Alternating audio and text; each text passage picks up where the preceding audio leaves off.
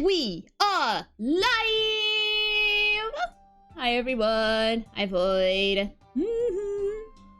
Oh, we can finally continue! I've been waiting to continue. It's only been 2 days, but I don't care. Also, my model is a bit glitchy today, so if you see anything weird, my apologies, but I do my best. We live! We are indeed live! Hello, Wingen. Nice to see you. Oh my gosh, I can't wait. You can't tell how long I have waited. Like 2 days. Can you believe how long it's been? It's only been 2 days. Yeah, also, my model is a bit glitchy, so my apologies if it gets a little wonky today. But yeah, it's already beginning. I can't turn around, like, as easily. I'm stuck in this turn position. Oh well. Oh. Yeah. Today's gonna be fun, I can already tell. Okay, without further ado, let's begin. Because it's TuMiiA's turn to be cross-examined. April 28th, District Court defended lobby number 3. There were no intermissions to save on, so I just stopped at this point. This game is like, it's already longer than most games. I feel, I don't know. It feels that way. Ugh, that was hairy. Tell me about it. It barely made it through by the skin of my teeth. 2 days? A whole lifetime, at least for some insects. And a lifetime is a very long time indeed. Yes, indeed. So now I want to continue. I can't say I'm crazy about that prosecutor Samadi either. You know, with the way he says, let it go and move on, as if it's nothing. Let it go and move on, huh? Whoa, boy, Whoa, boy, am I interrupting a secret conclave of villains or something? Yep, there you are, you freaking... I hate this man. This man is a scumbag, I swear. Got your next evil scheme in the works already. What do you want? Keep making that face, champ, and everybody's gonna change the channel. Look this way, TuMiiA. Now, smile for the camera. Let's see those pearly whites. Isn't that what the Grammar Decree tells you to do? I hate you. I hate you. I hate you. I swear. Rettens, die. Shall I put him in the graveyard? Maybe. I'm not so sure yet. How does it feel, TuMiiA? Everybody online can't stop talking about you. They're calling you a real witch out there. Could this be the end of Troop Grammari? Gonna be a lurky sort of day for me. There's a power outage and chatting on mobile is literal hell. Yeah, I can understand. Have fun lurking, Wingen. Ash ×2. Yes, indeed, Silverwoo. Ash. This man is just a literal ash. Go away, you creep! Oh, what's this? Something to charge into frame. It's like a yellow gorilla or something? Could it be TuMiiA's pet? I hate you. Filming is prohibited inside the courthouse. Do you want me to get the bailiff? Huh? Filming? What are you talking about? I don't even have a camera on me. Huh? What happened to the camera? It just disappeared right before our very eyes. This is another magical trick that producers use, huh? I'll be enjoying the rest of the TuMiiA show from the gallery. I put out a call for TuMiiA's fans to come and support her earlier, by the way. Sure. But I'll get some great footage out of them. This is gonna be good. Hang loose, baby. Ugh. I hate you, man. Ugh. He called in some of TuMiiA's fans, but for what purpose? I don't think he called TuMiiA's fans. I think he called some of TuMiiA's haters. Apollo? The thing Mr. Rettens just did. That was some high-level sleight of hand. Huh? Why would he know how to do something like that? I don't know, But he definitely has some serious magic skills. No way. But I thought he said magicians were all a bunch of good-for-nothings. Interesting. Maybe he has been slighted. He has been slighted in the past? One sec. Mr. Reese's specialty was sleight of hand. No. No, huh? No, that can't be. That's just out of this world, if that is the case. Mr. Lawyer? Oh, Mr. Lawyer. Okay. Oh, hello, Bonnie. Can I help you with something? Well, there's something that's been bothering me. Really? What is it? Well, you see... Hey, dummy! What are you whispering to the Lobson boy about? Betty? Who the heck do you think you are? Are you crazy? You want a piece of this? You know you have to talk to me first before you do or say anything! You hairbrain! But I...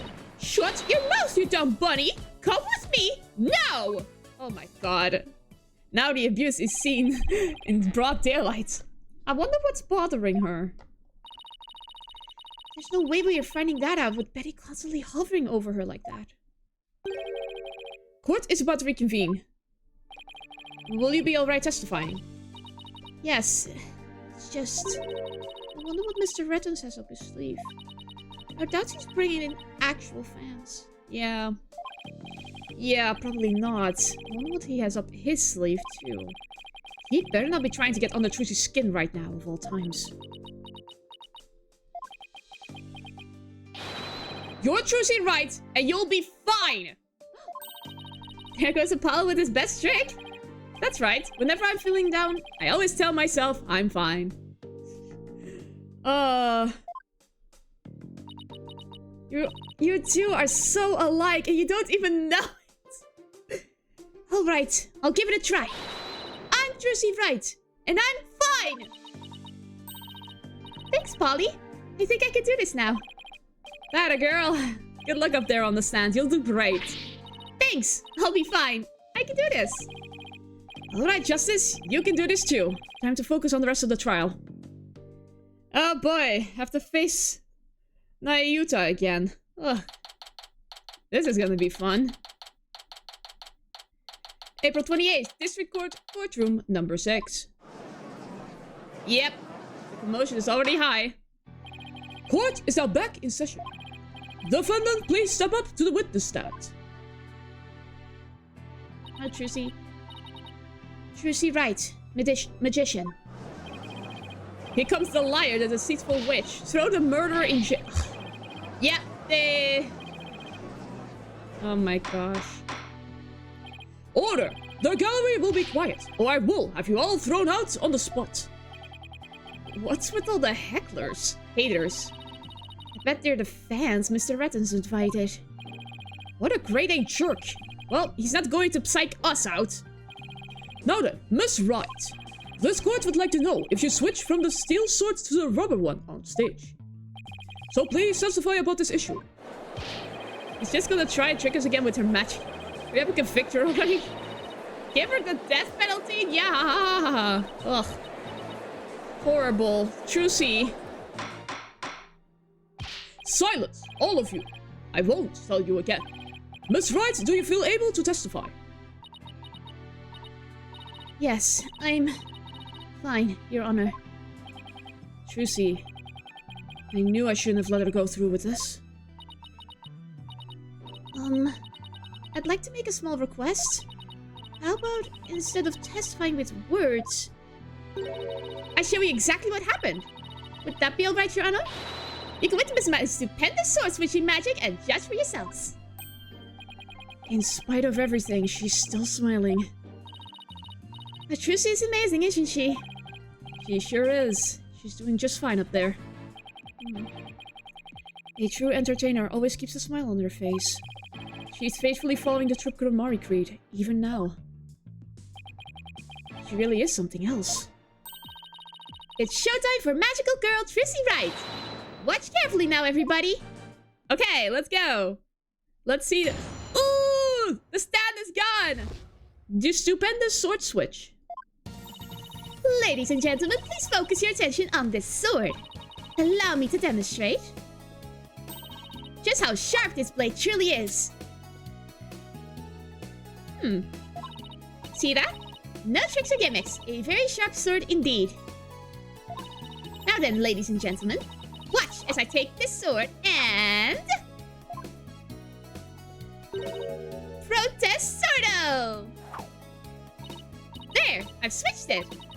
And now... Hop!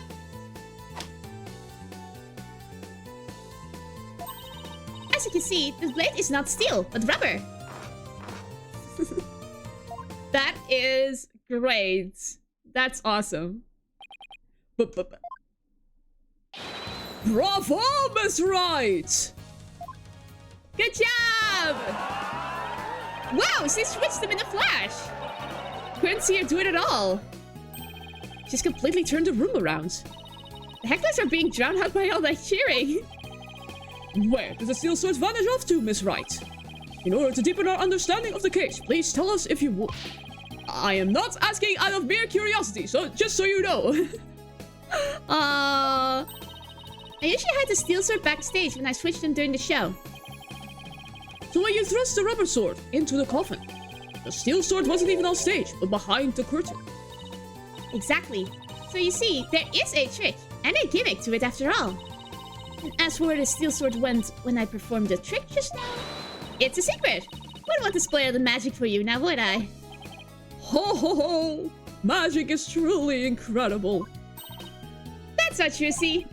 Yeah, still. Miss Wright, that part where you spun around, that's an actual part of the sword switching trick you do for the show, right? Right. The other parts, like the apple, were just to help with my explanation here in court. That's funny. I think I found an inconsistency in the testimony. Wait. Where was the video again? I'm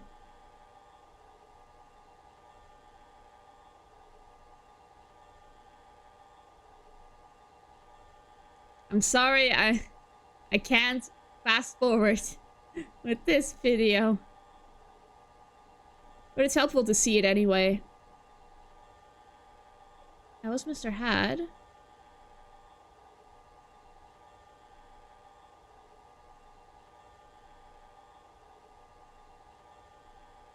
I saw it! They edited it out! I saw that! Oh my god! Oh my god! There was like a bit. The footage has been edited.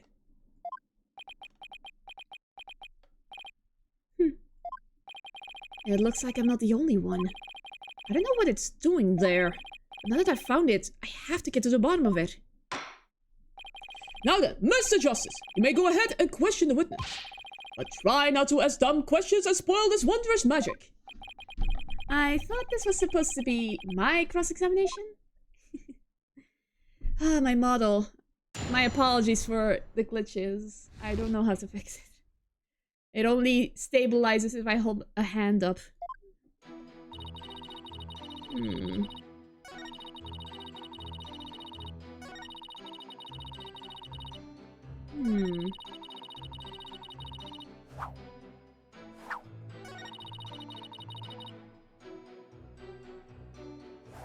Yeah, it ends in the same pose. So it was edited out of the footage. Objection! Objection indeed. Miss Wright, there's something I'd like to confirm with you. What is it, Apollo? There seems to be a discrepancy between the way you performed the trick for us just now and the way it appears in the show footage. What? But that can't be! I performed exactly the same way both times! And what's going on here? Miss Wright, I have the show footage right here. And the part where you twirl your cape around is missing from it. What? But I did it! So, it really is the exact moment you switched to swords? Yes, that's right. I knew it. Yeah, it was edited out. Well, I certainly never expected the defense to expose the accused's life for me. No! Not this! It was edited out, god dang it! Gosh darn it. Mr. Justice, does this mean that you are arguing that the defendant did not swap the swords during the actual magic show? No, Your Honor, that wasn't my intention. I mean, I did swap them! I know I did! I'm absolutely sure of it! Objection. Oh my gosh. Human memory is unreliable at best. But in this case, I am afraid that it is the witness herself who cannot be trusted. We can see the footage for ourselves. The claim of this witness are false. But... Clap! Now that it has been proven that the accused did not swap swords, it means that the use of the steel sword to pierce a coffin was wholly intentional. And by the way, was it not you, Mr. Justice, who argued that Mr. Rios' death was not an accident, but murder? Oh my god! I assume you have no objections to that still. It was, after all, your own assertion. The defense... The defense has an objection. To you, Mr. Apollo Justice! What? The footage was freaking edited, guys! I bet you it's rather discrepancy you pointed out now. But there is a discrepancy, and it must mean something. I'm sure of it. The footage was freaking edited, guys! Oh my god. Why is that so difficult to understand? I should be standing in this courtroom and say that the footage was edited.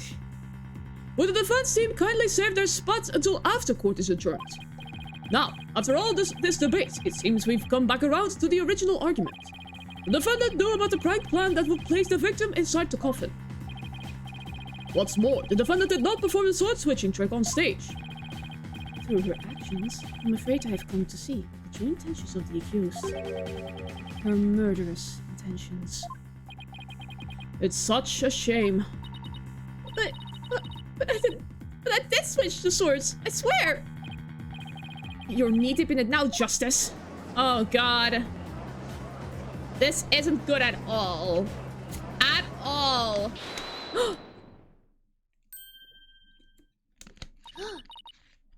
Bunny! Is she gonna say it? Excuse me? Let's see. You are... Which one again? Bunny? No, that's not right. Bonnie. It's Bonnie. You were mixing the two names together, Your Honor. Oh, pardon me. And do you have something you wish to say, Bonnie? Yes, Your Honor. I'd like to testify. About what? The more I think about it, the less possible it seems. I don't believe Trucy killed Mr. Rios. Bonnie? Oh, there comes Betty. Here comes Betty. Hey, what's the big idea? Such an incredibly gifted and talented magician would never commit murder. I refuse to believe it. What are you talking about, you harebrained hair? You keep your trap shut. I got a bag of baby carrots for you, so chew on those and pipe down. No. No, I won't be quiet. What's the matter with you? Did you hear me? She did? Trucy said something to me once. Huh? She said, no matter how scared you get, no matter how mean people are to you, you can't give in or give up. That's what being a professional magician is all about. Isn't that right, Trucy? That's right, Bonnie. I've always been afraid to stand up to Betty. Afraid to defy her, so I did what she said. But when I saw Trucy today, she gave me strength. Yeah, she stood in that and survived. She smiled it off anyway.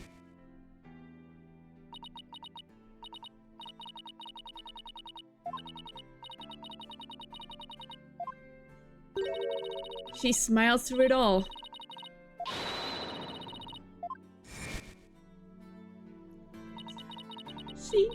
footage. The way she kept smiling despite everything.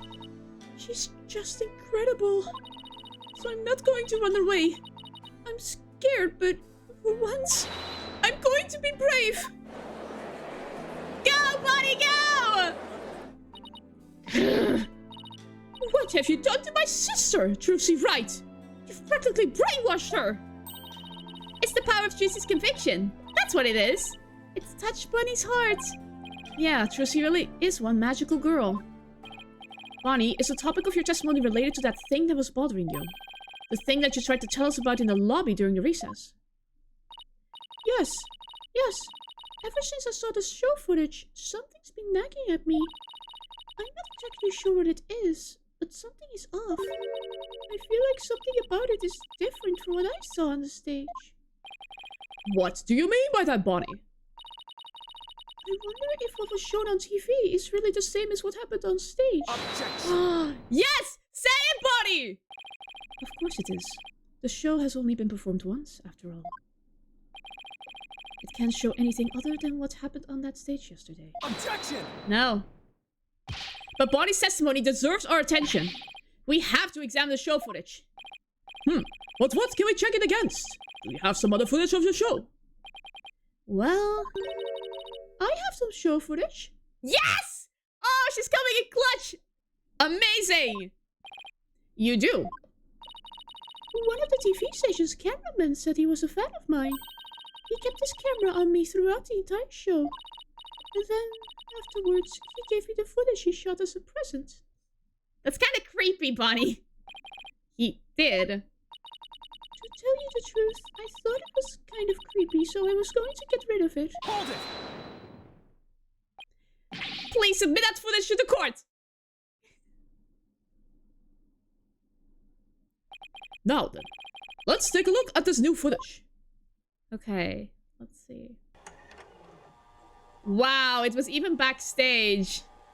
Oh my god. Ew! Ew! Ew! Don't do that shot, please! That's disgusting! Oh my gosh. Okay.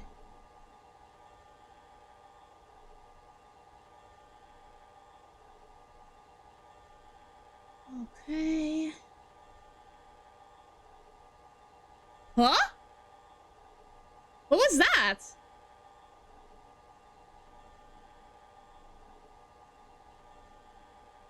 Ooh.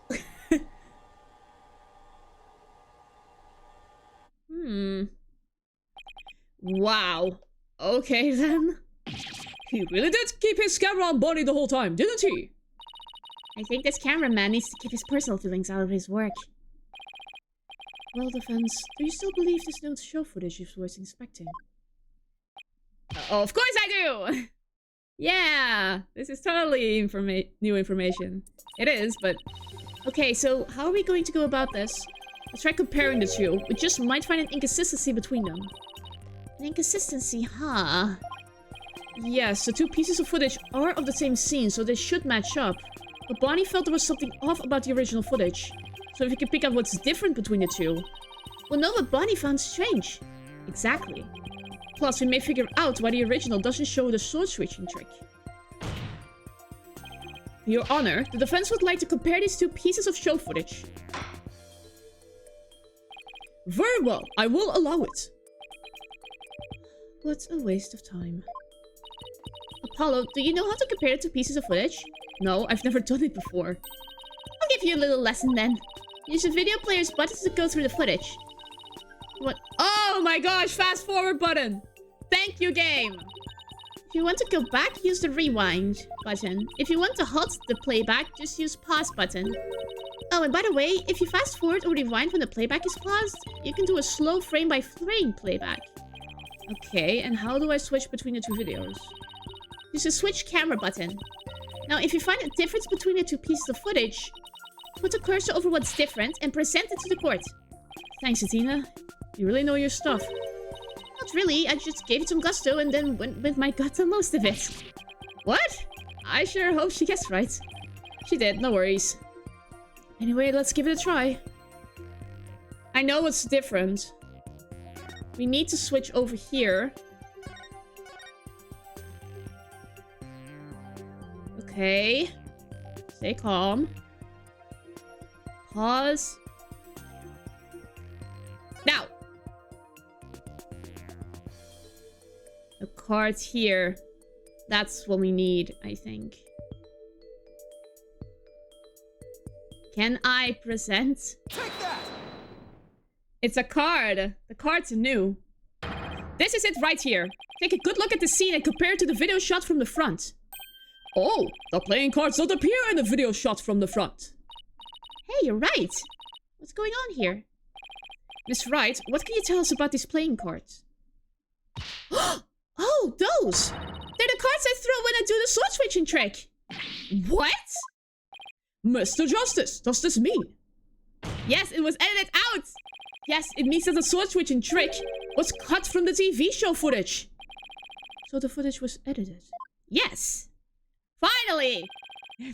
Finally. Yes, with malicious intent. That is absurd. Well, we must get to the bottom of this right away. Bailiff, the TV station might still have the unedited footage. Go see what you can find out. Yes, Your Honor. Hold it? Oh, I see. Now you're being threatened to be exposed. You show up right away, huh? Seriously, I hate this man. It's you. Now hold up, Your Honor. This is all just a big misunderstanding. Believe you me. Give a guy a chance to defend himself before you start pointing fingers. And who might you be? Right. Sorry about that. Got ahead of myself there. Here is my business card. Charmed to make your acquaintance, Your Honor. Oh, well, how very polite of you. It's lovely to meet you too, Prosecutor Samari. Please take my card. A business card. Ah, yes, I read about this custom among businessmen in this country. I have even familiarized myself with the various replies. How do you do, good sir? Or what's crack-a-lacking?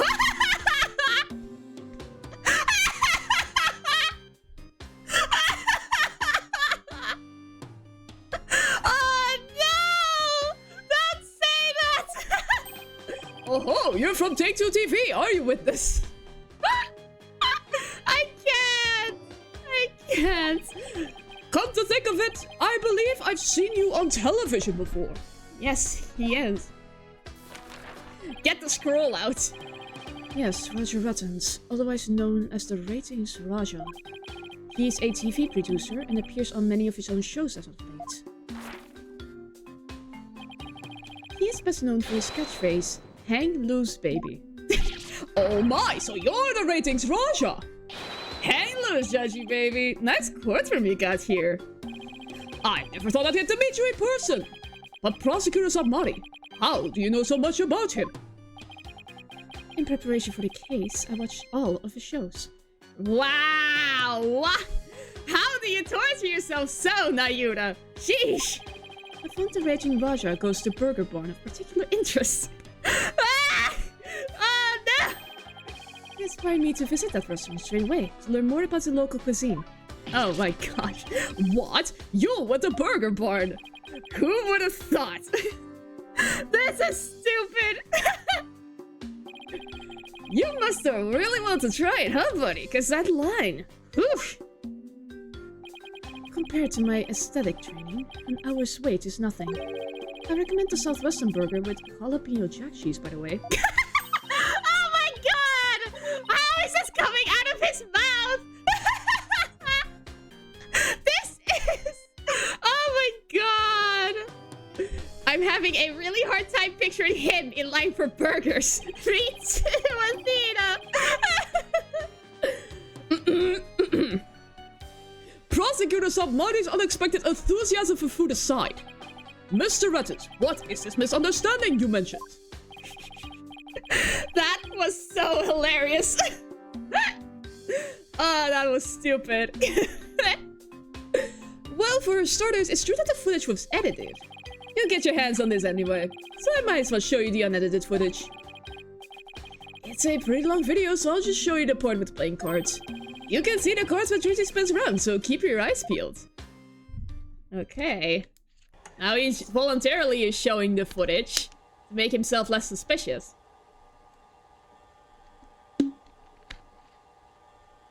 There it is. It ends in the same pose. Did you see the part that was cut where Trucy switched the swords? She spins around and the playing cards go flying. Everything's like it's supposed to be. Then it seems the defendant really did swap swords during the trick. Which means the sword Miss Wright thrust into the coffin was the rubber one. In other words, Miss Wright couldn't have killed Mr. Reyes. Clearly the child is guilty. Shot Strange, no! This man is guilty. Down with the defense. We are in the Americas. There's no need for that. Oh, not after that stupid exchange with Ayuda. No, Shot Strange, don't. I can't. I need to stop laughing. I need to get going. That was so stupid. Oh, okay. Stay calm. Guess you know I'm starting on my greetings from now on. Yeah, it wouldn't happen any other way. Yeah, see, that's the first misunderstanding right there. What do you mean? Well, Trucy definitely did swap swords as you saw. So yeah, maybe she didn't kill Mr. Reyes when she stabbed the coffin. But that just means he was killed after he showed up pretending to be a corpse. You're saying that up until that point, everything was going according to the script. If that's true, then when and how exactly do you think he was killed? It was after the dragon set piece came crashing down. Good point, actually. I saw Trucy murder Mr. Reyes when she saw hidden from view behind the set piece. I say Trucy murdered Mr. Reyes when she was hidden from view behind the set piece. She could have easily done it behind that huge dragon, and nobody be the wiser.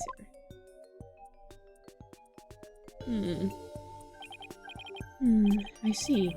Indeed, there is a ring of truth to your assertion. You bet! Plus, there's a suspicious-looking shadow in the footage, too. It's towards the end of the footage, just before the dragon hits the stage. Might be easier to just see it for yourselves.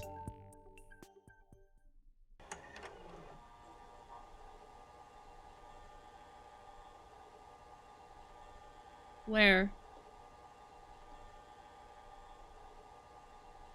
Oh! It's only for a split second, so it's hard to catch, but look here. Yeah, I saw it. The suspicious shadow must be Trucy. No. It flew upwards, Rettons. What is that? That's stupid. She's using the steel sword she hid behind the curtain during the trick to kill the victim. No. That's stupid. Now that you mention it, I suppose it does look that way. Objection! Objection? That's stupid. This witness is just trying to ram his theory down our throats, Your Honor. And that's not all. Aren't we forgetting that the witness willfully edited the sword switch out of the footage? You see, there's your second misunderstanding right there. Your Honor, would you mind if I testified about it? I've seen people testify on TV, and I've always wanted to give it a shot. That would be fine with me. Prosecutor Submodi.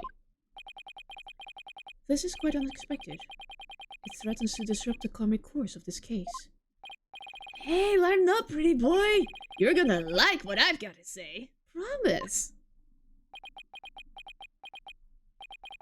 Very well. However, if you do anything to impede the last rites for the victim, I will have you removed. All right, with Prosecutor Submodi's permission, please give us your testimony, Mr. Rettons. Roger Rettons the ratings, Raja. Now, Kaiser of the courtroom. I'm taking over the floor, so listen up, loyal viewers. Oh, this man. Why is he wearing cargo shorts? It wasn't deliberate, I tell you. But it's just meant to be edited, I tell you. Scenes are spliced together and long or boring scenes are cut out. All the stage just edits footage by this way. It wasn't like it was done maliciously or something. It was just a coincidence that particular scene was cut. It wasn't intentional. Somehow I don't believe that. What, you got some proof that I had an ulterior motive for editing that footage? I mean, you do have motive, sir. I see. So you say it was a coincidence that the sword swapping scene was cut? That's right. Glad you got the picture. Objection! No. Coincidence? That's just a little too convenient if you ask me. Ooh, an objection. How cool. It sure packs a lot more punch when you hear it live. Do that again. I want to get another shot from a different angle. My objection is not for your entertainment. And cut. There. Got some good stuff there. Oh my gosh. Mr. Rutten's filming is prohibited inside the courthouse. Whoops, my bad, Judge. I'm gonna keep the footage anyway. The defense has an issue. It could point it out during its cross-examination.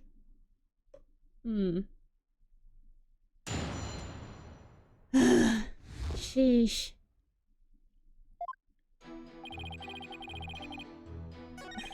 These are spliced together.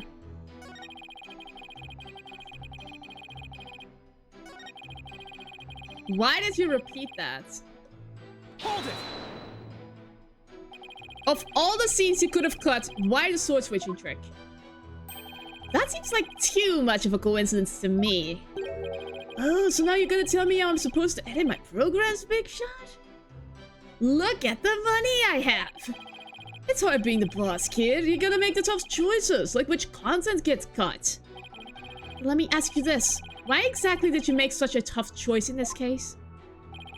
You wouldn't understand, champ. It's all about artistic vision. I tell ya, people tell you how to do your job when they don't know the first thing about it. I may not know TV, but I know evidence law. Boy, do I have some for you, champ. I might not be able to show that your selective editing was intentional. However, I know you bear the defendant's ill will, and this is the evidence that proves it. I mean, the clipboard, right? Yeah. Take that! Huh? What's that you got there? This is a contract you have Miss Wright sign just before the magic show. This contract between the first party, Take-Two TV, and the second party, Miss Wright, reads: if, through the fault of the second party, the show must be cancelled in part or in full, the second party will pay $3 million as compensation to the first party. $3 million! That's a completely unreasonable sum! I couldn't agree more. And of course, Miss Wright doesn't have that kind of money. Nevertheless, Roger Rettens had her sign this unreasonable contract anyway. Or more accurately, he conned her into signing it. Conned her? How did he do that? There's a trick to the clipboard that was used by Miss Wright to sign her contract. It houses carbon paper that can secretly copy her signature onto other documents. Oh, come on now. That's quite a nasty accusation you're slinging my way. For starters, you don't have any proof I had anything to do with that carbon paper stuff. Just because Trucy and her agency can't pay up doesn't mean I conned her. What's $3 million? That's totally out of reach for the average person. In any case, this is important new information. Please add it to your testimony, Mr. Rettens. Where's your proof linking me to that trick called clipboard? You don't have any, do you?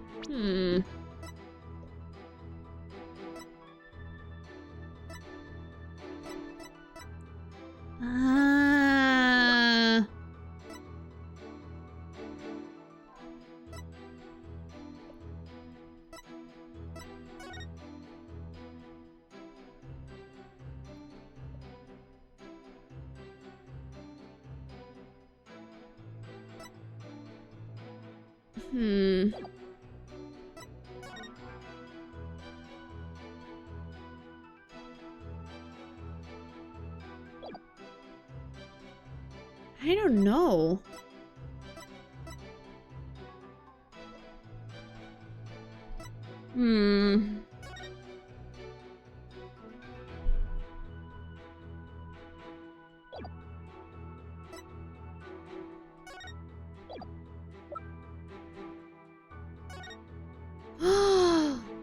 This is the exact same signature! This is it! Objection! Yes!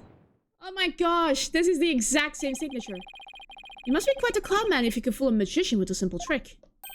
But if you think you could con a lawyer, you're very much mistaken. Hey kid, would it kill you to enunciate in front of the camera? Think of the viewers! You know, like a newscaster. Think of the viewers!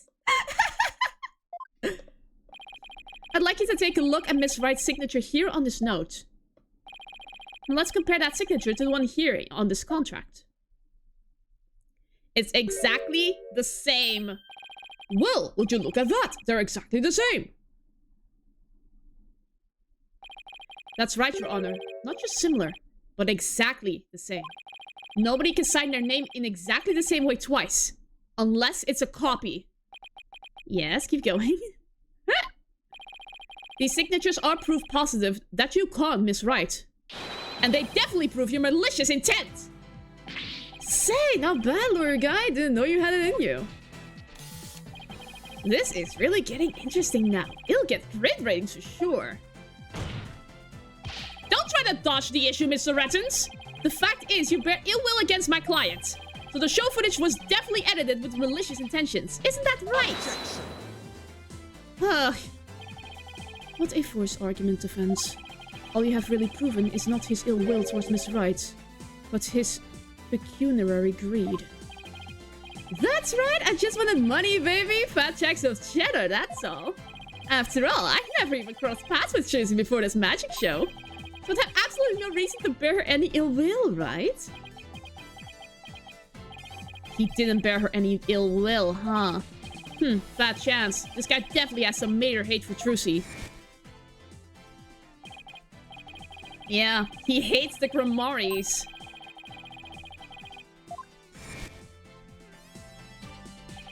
I can't prove it with anything, but the things he said all point to that fact. There must be something between the two of them that gave birth to this grudge. Some sort of connection that not even Trucy's aware of. Your Honor, I'd like to argue that Roger Rettens and Trucy Wright must have crossed paths before. There must be some hidden connection between them. Hidden? Connection? What is it now? Just what are you getting at, Mr. Justice? It is futile to even ask, Your Honor. Surely it is just another one of the defense's feckless claims. Objection! No, it isn't.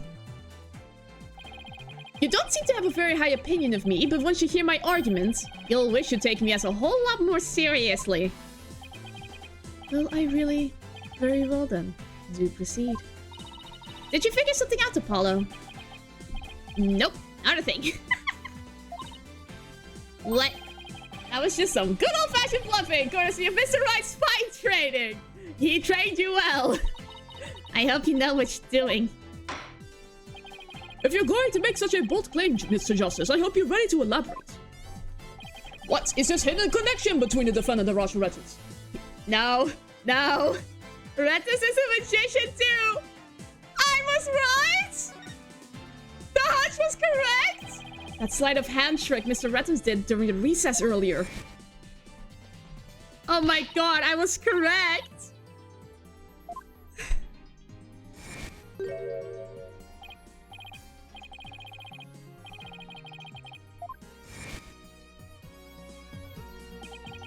What if Mr. Rettens is a magician too? What if? I believe it's up to the defense to fill in the blanks, not me. Well, if he is, he may have had some contact with Miss Wright somewhere along the way.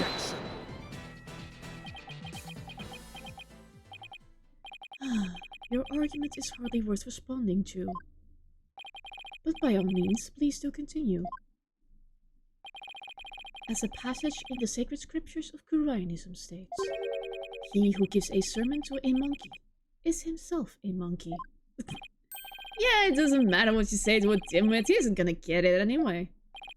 Well, we saw Mr. Rettens perform a magic trick. He made his video camera disappear in the blink of an eye. Well, I think it would be funny if I were a magician. You must have been seeing things. Want me to introduce you to a good eye doctor? If a connection as tenuous as that is all it takes, then every magician in the country could potentially bear ill will towards the accused. I guess you're right. You're not the sharpest knife in the drawer, are you, short stuff? You would do well to cleanse the putrid mind of yours in the holy waters of Mount Pony Pony. 3 days under a frigid waterfall. And even you should rise to the level of a monkey. Oh, numbskull for a numbskull! Ugh.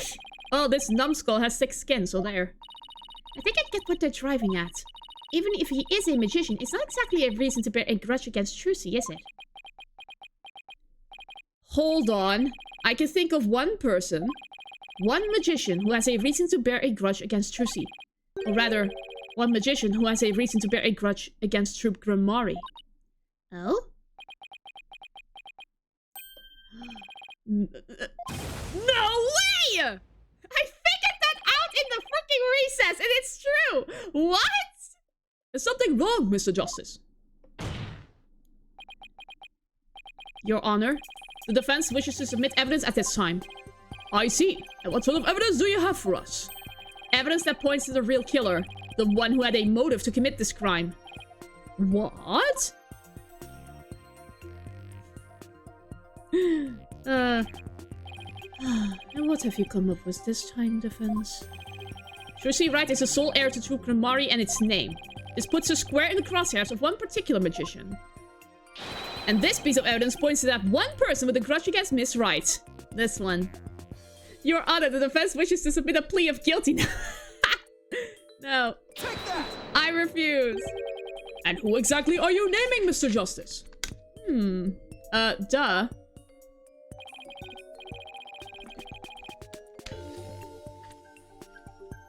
"13 years ago, the great Mr. Rias belonged to Troop Grimari. But then the troop ousted him.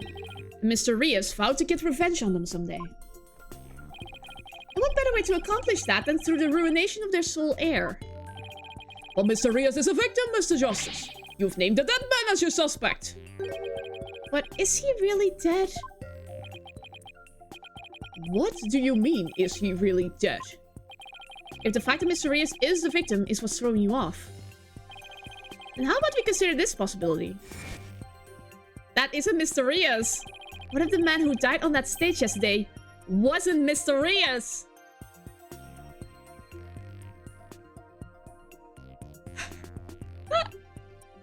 It's genius. What? You mean the victim was an imposter? Not Mr. Rias. And what about the real Mr. Rias? Judge, we have ghosts that can possess people that you have seen in your very court. The dead not staying dead is not a cop. I mean, true, Judge. You should know better. It would mean the real Mr. Rias is still alive. That's absurd. It isn't. The man in cargo shorts is the real Mr. Rias. Would the real Mr. Rias please stand up? He was killed and he's walking around right now as a zombie, or perhaps he's a vampire. Mr. Justice, who is the real Mr. Rias, if not the victim of this case? It's all coming together now. I finally see the gimmick. The trick to this entire case. Let's go, let's go. This should explain everything, Your Honor. The real killer, the one who hated Troop Grimari and wanted to sully its name.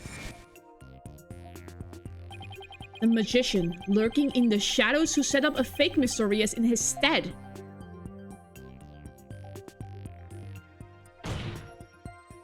The real Mr. Rias is this man. Take that! But that? Yes. Yes, it is. Roger Rettins is the real Mr. Rias. Phoenix, right? Now he's stuck in crime. What? Him? Like, how can a man in cargo shorts be Mr. Rias? Let's be for sure. Oh, he's pissed. Oh, hollow red pepper. Your impotent seeds sprout naught but meaningless empty words. You can't possibly have proof to support such an outlandish theory. It's not a bad idea for a soap opera, but not even diehard fans of the genre would stick around past the pilot. You want proof? Well, I've got proof. I can prove it by proving that the Mr. Rias in yesterday's magic show was a fake.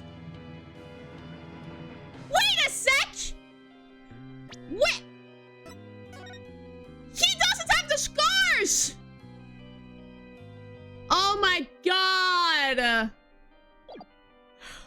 I didn't notice that at all? What? How did I didn't notice that?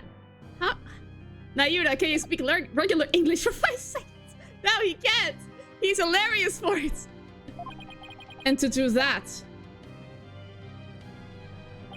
I just need you to look at this spot on the poster. Take that! This is the injury Mysteria sustained while practicing a magic trick 13 years ago. However, the video the victim shot of himself shows no trace of that injury. I gotta say though, he did find a good body double. Like, they really do look alike. Oh my, you're absolutely right.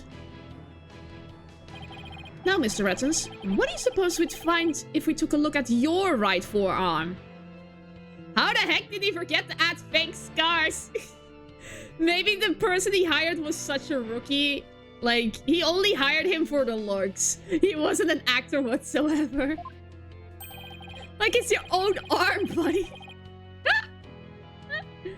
I don't know, maybe he was just blanking out the scar from his mind because it was such a traumatic experience. Use makeup on your body double, for crying out loud.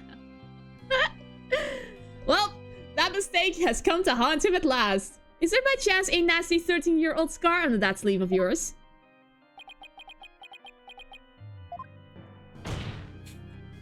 Well, Mr. Rettens, why don't you roll up your sleeve and let the court have a look? Or are you hiding something else up there? Yes, a rabbit. Also, we can talk about how his double looks 10 years younger than him. Also true. Like, you're just exposing all the flaws of this case. But I think the intention was he wanted to find someone that looked exactly like the person in the poster. But he chose his body double to be him before the injury. Actually, that checks out. The great Mysterious wouldn't have a scar like this, so it was just wishful thinking on Rettens' part. Oh my god. Come on now. I have nothing up my sleeve. I don't need to hide anything up there, because I require no tricks or gimmicks. For you see, my magic is the real deal. There it is. There it is! Is this what you were hoping to see? It is. There it is! The scar! Yes! Just as I thought. That's right. I'm the forgotten magician abandoned to the dark on the stage of history. Buddy, you could apply makeup to your own arm. Ah! Well, he is a TV producer. He doesn't have the skills of a makeup artist. If he used a makeup artist, then he would have another witness to testify about this. So maybe that's his reasoning for it.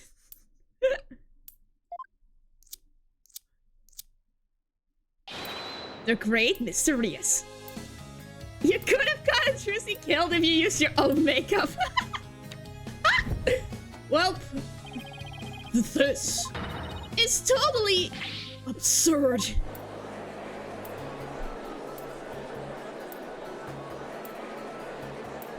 Oh my god.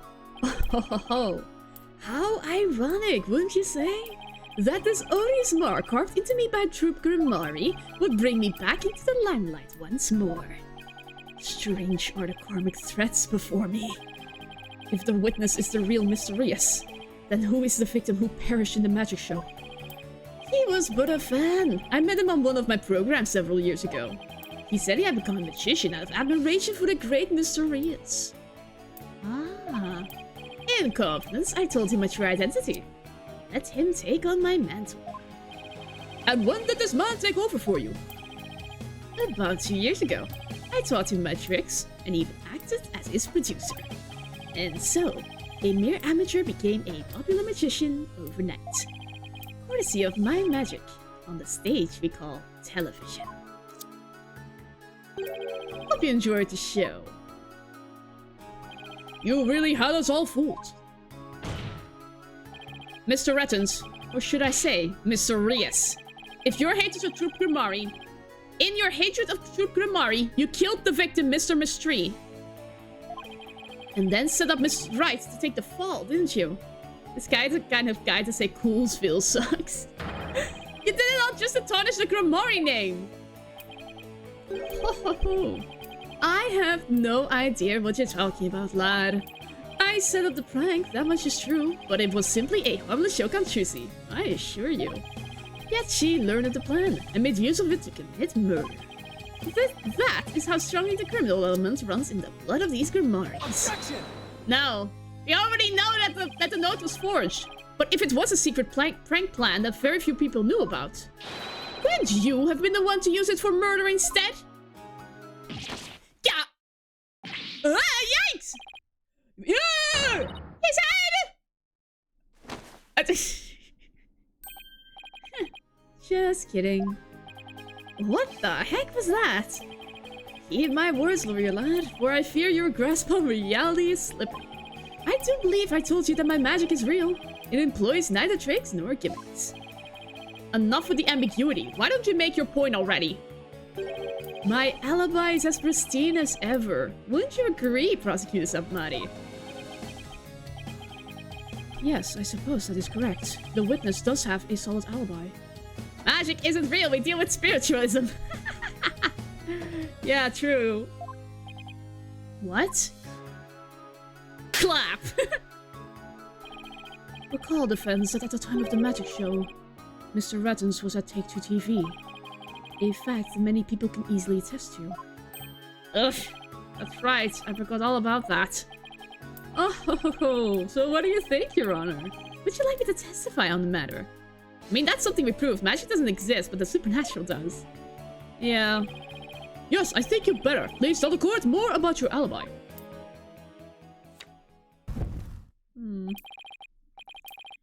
Very well then, on with the show. Are you watching, Magnific Grimari? The time has finally come for my magic to snuff out your precious pedigree. The Grimari line will be no more. Buddy, stop burning cards. How many will you have to buy, like, on a daily basis?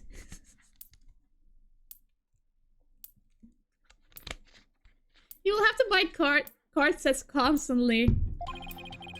I was at the TV station at the time of the Penrose performance. I was busy working on a TV program. I could spare no time for the magic show. Bailiff, can we get a bucket of water to keep the witness inside? Yeah, what if he turns into flames and disappears? Get the fire bucket with water in it. Do ask my staff about it if you doubt my claim. And there it is, a simple and perfect alibi. No tricks, no gimmicks, just the truth.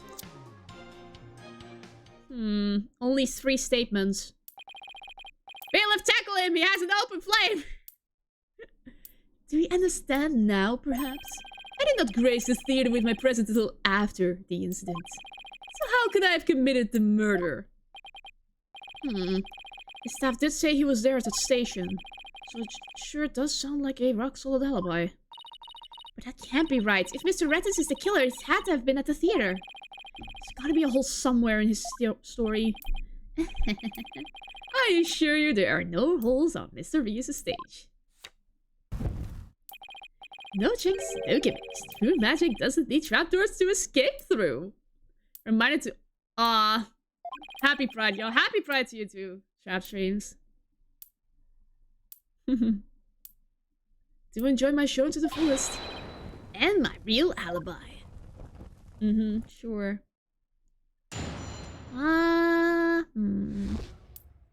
My perfect alibi.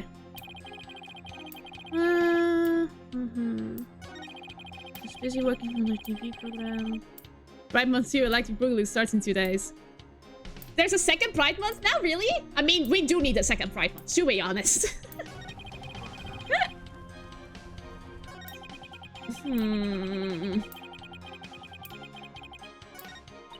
The perfect alibi, huh? It's no good, Apollo. I can't find a hole anywhere.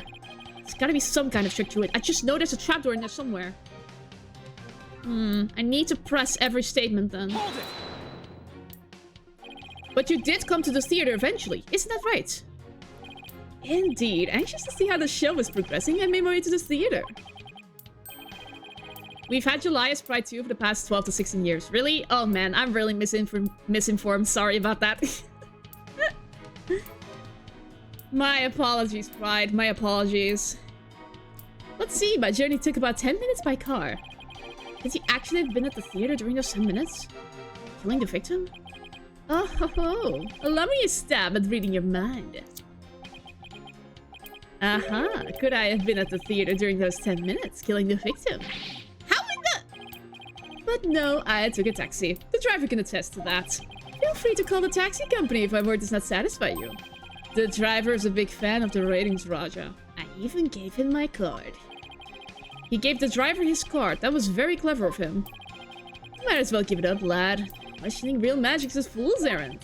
Besides, you know very well what I was doing at the time of the incident. Hold it! What was this other TV show you were working on? My own special project, you see.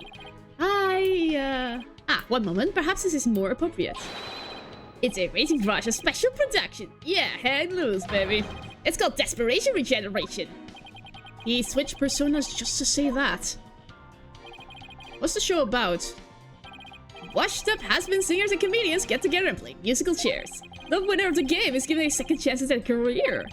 A priceless prize for chums who washed up too early in life. Sounds great, right? Might I suggest you appear on that show, Mr. Justice? As the ex-lawyer who used to make ridiculous bluffs in court and faded sadly into obscurity. And let the Ratings Raja produce my TV debut, not in his lifetime. You have great reactions, who knows? My TV might be your true calling. Hey, whose side are you on? In any case, I was overseeing production of this program during the Penrose performance. Hold it! How do we know those staff members aren't in cahoots with you? I make my business and perform solo. My magic has neither need nor want of assistance. After all, one of them could reveal the secrets behind my magic, could they not? So he doesn't trust anybody, huh? He's the complete opposite of Trucy. There were many people there in the studio audience who saw the witness as well. Even if he had been able to persuade his own staff to cover for him, he could not have convinced so many complete strangers to do the same. He really has made a rock-solid alibi for himself. Yeah, it's almost too good, you know? It's eerie how perfect it is. The alibi itself is the ultimate magic trick. It's all been revealed to you now. No? Hold it! I've got it! Do you have a brother? Apollo, no! A brother that looks exactly like you, maybe. Again with the twins business? You think the audience will let you get away with using the same gimmick twice in a row? If you do not believe him, defense, why not investigate for yourself? Though I am sure your efforts will prove to be thoroughly fruitless. Yeah, I guess the twin series is a little far-fetched. Oh no. Ugh, his alibi really is airtight. I believe we've heard enough. While I believe the witness does indeed harbor some ill will against the defendant, there is no reason to doubt that he was at the TV station at the time of the incident. Yes, the facts prove it was impossible for the witness to have been involved with this crime. These last rites for the victim have dragged on long enough. The soul of the victim himself is so bored that it is resting on top of your honor's head. It is.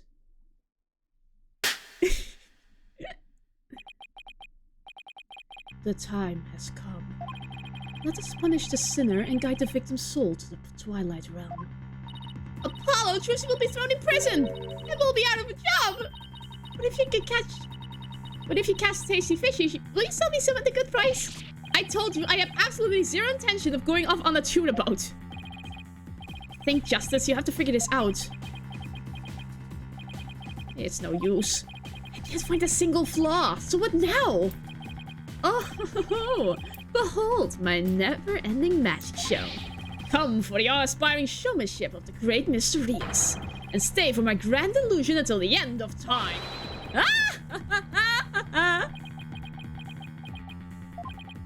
Wait, is he saying that we're still trapped inside some sort of illusion of his?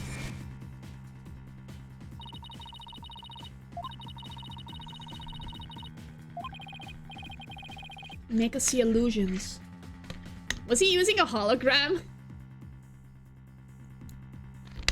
That can explain it. Or something else. Misdirection. They're busy making something else happen. Yeah. Could it be?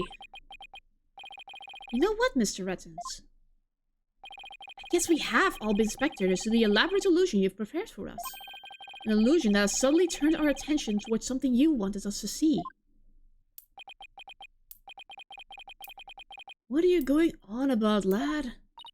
Have you got something, Apollo? I just remembered something Trucy said about misdirection.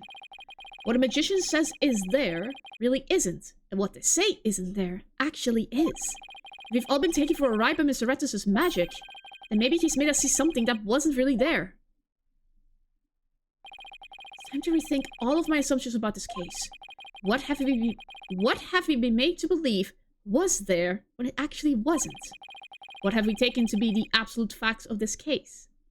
The man has an airtight alibi.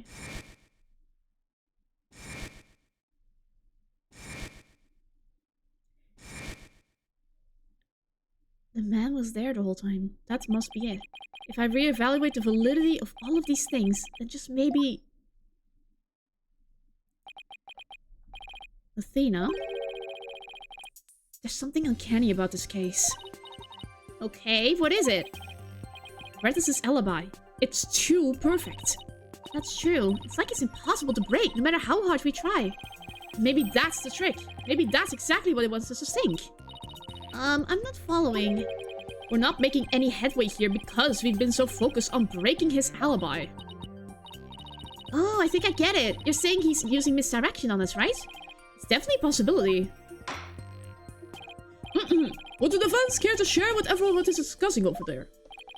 Your Honor, we believe that if we were to reconsider a certain assumption, we may finally arrive at the truth. In fact, I think we'll even finally see who's hiding behind the curtain, so to speak. And what is this certain assumption you're thinking of? This is the one key assumption we've been taking for granted this whole time.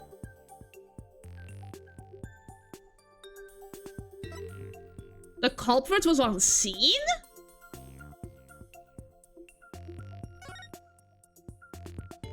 What if the culprit was somewhere other than the theater at the time of the crime? What if there was some way to commit the murder without actually being there? If that were the case, then Mr. Rettens' perfect alibi would become irrelevant. Oh my god. That sounds brilliant. Objection. How could one person stab another to death with a sword without physically being there? Furthermore, we all saw what appears to be the culprit's shadow in the footage. Objection. No. There was another shadow. But couldn't we just as easily assume that the shadow does not belong to the culprit? Well, if it's not the culprit, then whose is it? I'm not 100% sure yet, but I'm pretty sure I'm on the right track. We've all seen something that looks like this shadowy shape before, Your Honor, during the magic show itself. Yes, that's true.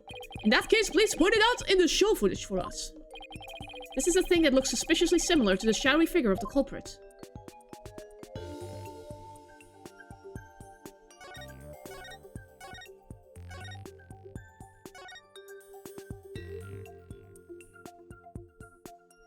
Okay. There. Take that.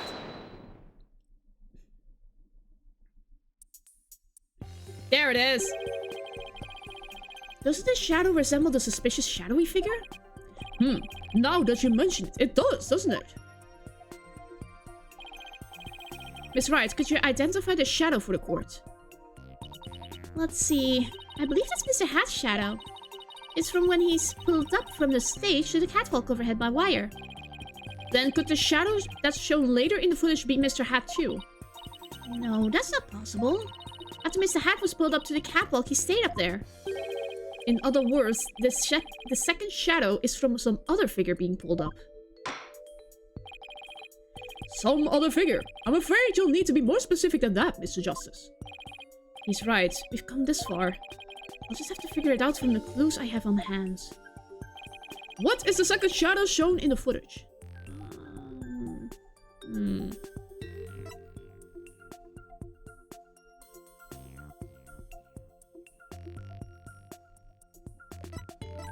Who... Wait a second!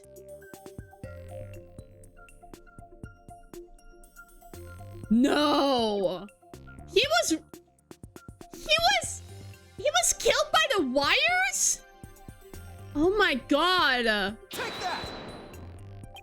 If we consider that what was happening on the stage at the time, there's only one answer.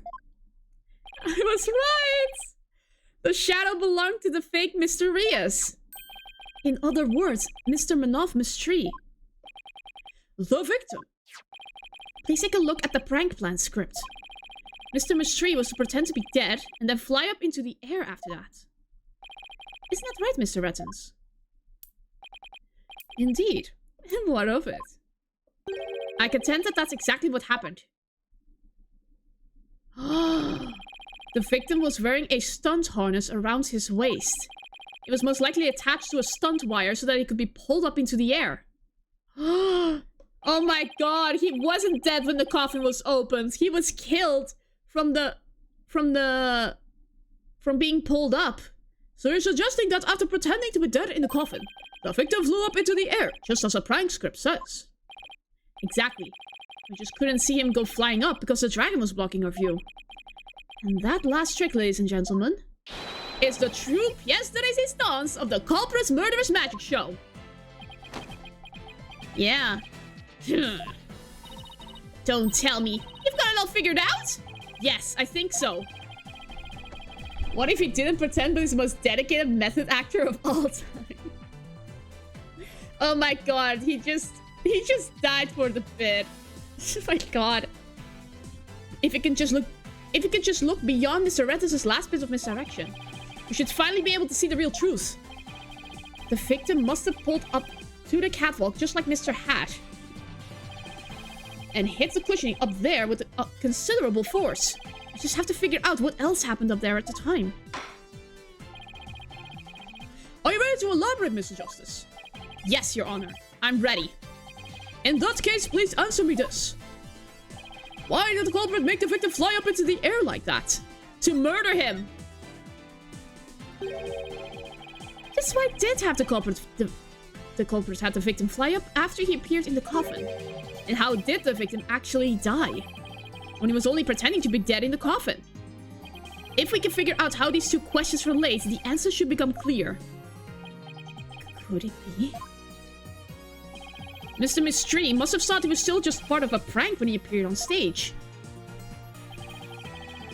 He probably didn't suspect a thing as he was being pulled up into the air. After Miss Wright was called backstage, and just as the set piece fell. But the culprit had already planted the real murder weapon in a cushion in the catwalk. It was probably a knife or a blade of some sort. What? You mean... Yes, it really was a magical murder. Just as the prank script said, Mr. Mystery was whisked up into the air. And straight into a blade there in the catwalk. Oh my god! In other words, this murder was committed remotely through the use of a magic trick. What? Remotely? Using this method, it wouldn't matter where Mr. Rettens was at the time of death.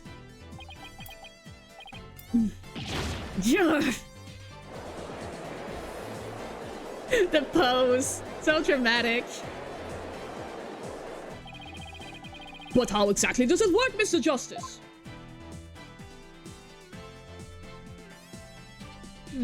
Wah! 3D! Just before the murder occurred. The dragon set piece was up in the catwalk. It was it and Mr. Manoff Mystery. Oh my god, were connected to each other by the wire at the time. They used the same wire. By carrying out the prank plan, Betty made the dragon set piece fall. By which caused Mr. Mystery to rocket straight up. And into the blade in the cushion. That is amazing! The cushion was high up enough to be hidden from the audience's view. That's why nobody saw the blade. Oh! Then that big gash in Mr. Hat's cape! It was the sword! The blade must have been set up overhead sometime before the magic show. Mr. Hat must have been slashed by it too, when he was pulled up to the cushion. Betty? I can't believe it. I had no idea. I was told that Trucy would freak out if I made the set piece fall. That's the only reason I did it. You were used, Betty. Roger Rettens used you. I thought he was my little puppet to boss around. But it was the other way around. After the incident occurred, Mr. Rettens arrived at the theater. He got the murder weapon and swapped the rubber sword with the bloody steel one. That's also when he lowered the victim's body down to the stage.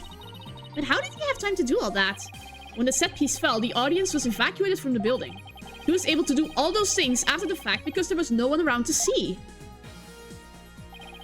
A horrific murder camouflaged by a spectacular magic show. That sounds like the kind of murder only a magician could pull off. As long as the show proceeded as it was scripted, Mr. Mystery was doomed to die.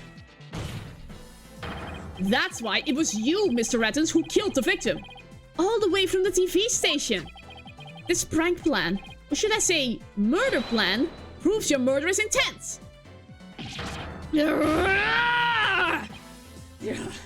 Gramari! Satora? Really? Now? We were doing so well.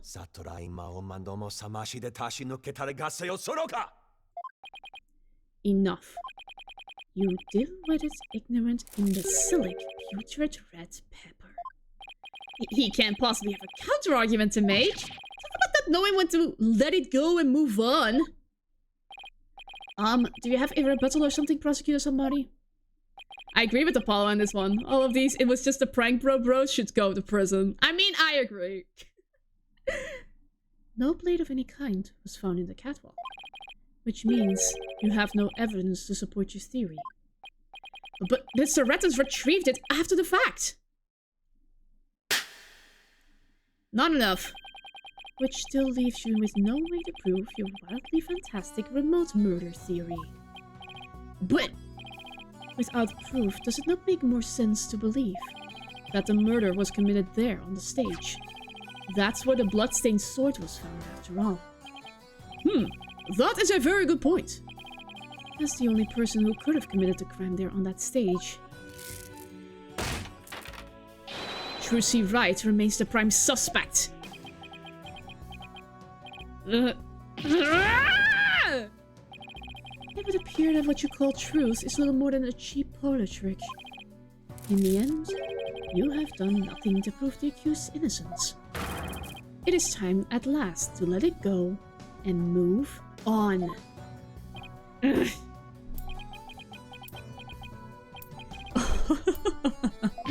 Are you seeing this, magnifique Gramari? My magic is exacting punishment on your granddaughter. The Gramari name is done for. Apollo, we need to hit them with a decisive piece of evidence here. I know. That's just what I was thinking. Mr. Justice, do you or don't you have anything to prove that the witness committed this remote murder you proposed? Of course I do, Your Honor. This entire incident was carried out exactly according to the script. Right, so theoretically, there should be no evidence for us to find or use. Which means our best bet is to see if something unscripted happened. Yes, something unscripted did happen! There's gotta be something Rettens couldn't have foreseen. And once I find it, that's how I'll expose his murderous trick. Get ready, Mr. Rettens, because I'm about to reveal the secret to your magic. There are no tricks or gimmicks here. Just some good old-fashioned logic. Yay! Yes! It's time! Okay! Hype time! Okay. Okay. As long as the magic show went as scripted, the murder would happen without fail. Everything in this case was carefully planned so that no evidence would be left behind. Still, one thing happened that definitely wasn't in the plan. What part of the magic show wasn't part of this show's original script? Bonnie's mistake. Bonnie made a mistake. This is so cool! Instead of going horizontally, we go straight at it. Bonnie made a mistake during Trucy's escape trick. What mistake did Bonnie make during the magic trick? Mr. Hat's positioning. Oh my god. Mr. Hat was placed in the wrong spot. I believe this game came out in 2016, Wingen. Because Bonnie placed Mr. Hat to the right of the coffin instead of the left. Trucy had to reappear on the side of the coffin opposite the one in the show's script. But the culprit didn't know that when he first arrived at the theater.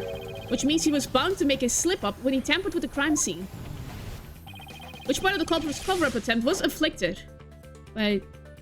the fingerprints! What? Oh, wait. No, that's not right. Even if Trucy's position changed, that would affect the placement of the fingerprints. Besides, Trucy didn't even leave any fingerprints, so in that case, it's the blood.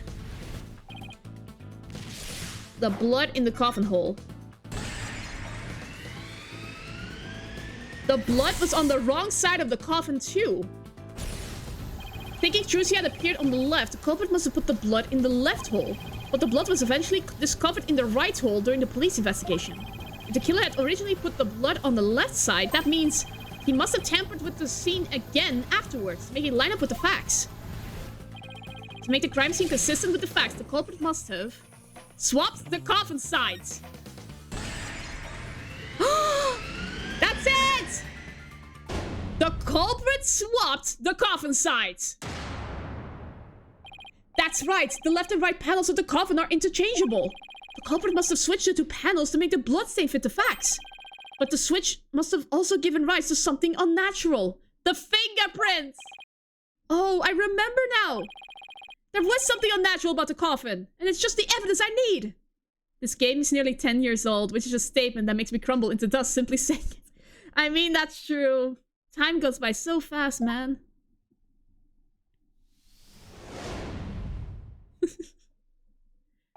Sorry, Mr. Rettens, but I have some very conclusive proof of your guilt. Hmm, interesting. Another bluff, is it? There's no way you have anything of the kind. My magic is real, no trick. No, there are tricks and gimmicks to it, just like any other illusion. What? After the murder, you switched the left and right panels of the coffin, didn't you? Yeah. And because you did, you left behind something very unnatural for us to find. This proves that Roger Rettens tampered with the crime scene after the murder took place. This, ladies and gentlemen. Ladies and gentlemen, we got him. Take that! The fingerprinting results. What about the fingerprints is unnatural? Let's take a look at the prints the victim left inside the coffin, shall we? If the victim was facing forward in the coffin, his prints should have looked like this. However, what we found was... they were facing the opposite direction. It's quite unnatural for the prints to be facing this way, wouldn't you agree?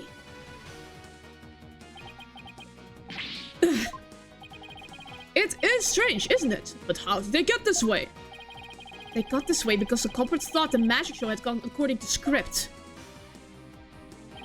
The culprit thought Mr. Hat would be on the left side of the coffin. And that Miss Wright would also pop up to the left of the coffin as per the show's script. He then assumed she had thrust the sword into the hole on the left side of the coffin. That's why he put blood in the left hole when he was trying to cover up his crime. But sometime after leaving the bloodstain, the culprit must have realized his mistake. He found out that, due to Bonnie's mistake, Mr. Hat was to the right of the coffin. And that despite the script, Miss Wright had thrust the sword into the hole on the right. In short, the hole with the blood in it was on the opposite side to the one that Trucy used. To make the blood's location fit the facts, he had to tamper with the evidence yet again. So he tried to cover his tracks by switching the coffin's left and right panels. Oh! And that's how the fingerprints in the coffin ended up backwards. Because the culprit switched the two side panels around. The prince ended up facing the opposite direction. But instead of going to all that trouble with the panels, why didn't the culprit just wipe the blood away and redo it on the other side? Luminol testing, Your Honor. I'm afraid that wouldn't have worked, Your Honor, because of a little something called luminol testing. Ah, right, luminol. I almost forgot. Luminol can detect trace amounts of blood, even if it's been wiped away, right? That's right. Wiping the blood away would have only served as proof of this meddling. How about it, Mr. Rettens? I did a pretty good job figuring out the trick, didn't I? Objection. Oh boy, what is it now? Trucy Wright could have done the same just as easily. You have no proof that it was this witness who tampered with the evidence. Objection. Ah, but I do have proof. What? A person who was in the magic show would never have made the mistake of putting the blood on the wrong side. Least of all Miss Wright, who surely would have remembered she was on the other side. Amazing point! Oh my, you're absolutely right! Why, you impudent. I'm sure you've realized by now, Prosecutor Samari, that your claim that Miss Wright is the culprit just doesn't hold up. You and the accused are most certainly... Really? Miss Wright and I? Because I think you're the one with the ticket there for trying to convict an innocent girl. Ah!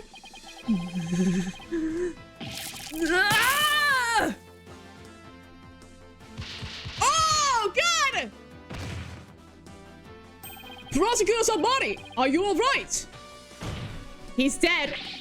As for the true culprits, he is someone who knew how the show was supposed to go, but didn't actually see it. As someone who had the chance to tamper with this crime scene after the incident. And the only person who fits the bill is you, Roger Rettens? Gramari! All of the secrets to your tricks have been revealed. And with no tricks left, I'm afraid your show has been cancelled. Permanently! Yes! Break down time! Break down time!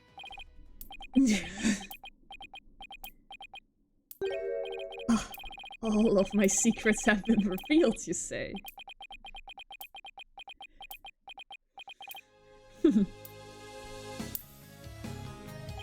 Don't make me laugh, boy. Mine is the true real magic. There are no secrets to reveal. Behold, ladies and gentlemen, the true power of the great Mysterious. Witness a magic far greater than true Grimoires. Burn! Crumble! Fall to my furious flames. The great Mysterious will bring an end to you all. And now for the final heir to the Grimoire name, right here, right now, you too shall but... Huh? No, this isn't right. Ah! Ah! No, I didn't do anything wrong. No, it's not my fault. I'm not the one to blame. I'm the victim here. Ah! What? Ah! Ah! Stop! No! Ah! Curse you, Grimoire! Oh, God! He's also dead! We killed 2 men today, Chad.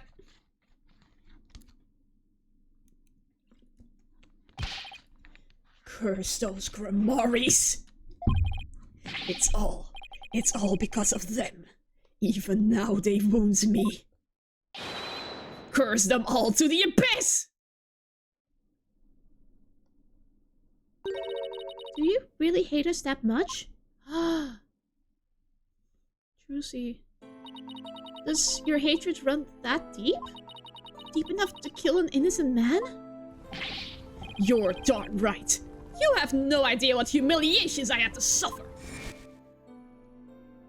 Your grandfather, Magnific Grimari, kicked me out after I got hurt practicing my magic. He said I was too unskilled, that I would mess up on stage. He threw me out of the troupe just because he was worried about his own reputation. Since I was but a child, It was always my dream to become a great magician. But that Magnifi, he took it all from me! But that's no excuse. That's no reason to do something so evil! Magic is supposed to make people happy, not used as a means for murder! What's the big deal? I just used what I had available to me, that's all. I get it now. That attitude towards magic is why my grandfather kicked you out. You don't deserve to call yourself a magician! Don't deserve? I don't know about that. After all, you were completely taken in by my magic, were you not? If not for that lawyer over there, you would be on your way to prison as we speak. You're right, I didn't see through your tricks. You see, so in the end, True Grimari was defeated by the great Mr. Rias. Technically no, because a Grimari did figure out... Technically, a Grimari did figure out your tricks. It just wasn't Trucy. It was Apollo.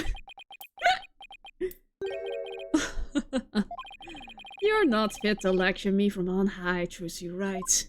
You don't even deserve to call yourself a magician, you naive greenhorn. Oh my god.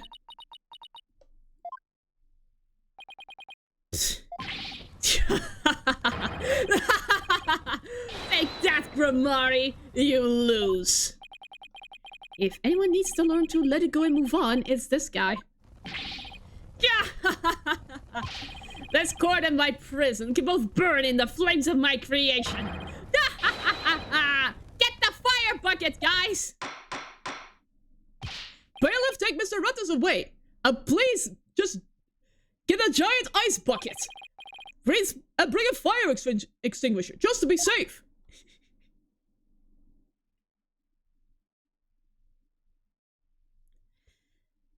Some money is also up. It looks like we've reached the end. I feel as though I've been watching a grand magic show. It was close, but we just barely made it through somehow. I would like to extend a special thanks to my electricity provider for allowing me to speedrun soup. Instead of even letting me mush a cold cubed carrot for dinner. Also, yeah, press F for the fried oysters. Huh? Why does Trucy look so down? Miss Wright. Yes, Your Honor? I'm about to announce my verdict. But I see that wonderful smile of yours. That smile of a true entertainer, as I do. Yes, Your Honor. Now then, this court finds the defendant Trucy Wright Not guilty! Yay! Confetti! Ah, Trucy! Yay! Not using the confetti, huh, somebody? Court is adjourned! Yay! We're free! Trucy's free! April 28th. District Court. Defendant Lobby number 3. Thank you for everything, Polly. Oh, Trucy, grazie a Dio! Now you can open your show tomorrow, just as planned! Yep, and it's all thanks to you two! Oh, but now that Mr. Rias is gone, I'll need to find somebody to replace him. She's looking at Apollo! I don't like the way she's looking at me. Trucy, I'm so sorry about everything. Hey, what are you apologizing for? Roger Reddens used us. We're victims too. Can't believe a silly video game would be the one to inform me that magic isn't real. He even made me an accomplice to murder. But Betty, we have to take some of the blame for this too, you know. Even if we didn't know he was planning to kill Mr. Mystery, we did cooperate with him. It's all my fault, isn't it? Neither one of you is to blame. The only one in the wrong is the person who used magic to commit murder, Roger Reddens. Don't you think I know that? Say what you want, but don't think for a second that I don't still hate you. I guess she really does hate me. But Betty, why? You used to be a huge fan of Trucy's. Hey, shut up! I've always hated her! Really? But if we hadn't seen Trucy's magic show, we never would have tried to become professional magicians ourselves, right? Speak for yourself! But Betty, you still have your autograph from that day. Ah! Yeah, shut up! Was she acting that way this whole time because she secretly loves Trucy? What a tsundere! Wow, Trucy, I never knew that being the best could be so tough. Come on, Bonnie, we're leaving. We have to get ready for tomorrow's show. You're really excited about performing with Trucy again, aren't you? That's not true! So sip it, dummy! Oh, those two. Polly, do you think I really am a naive greenhorn? No, you are not. Huh? No way. She's not... Oh, she's letting the words get to her.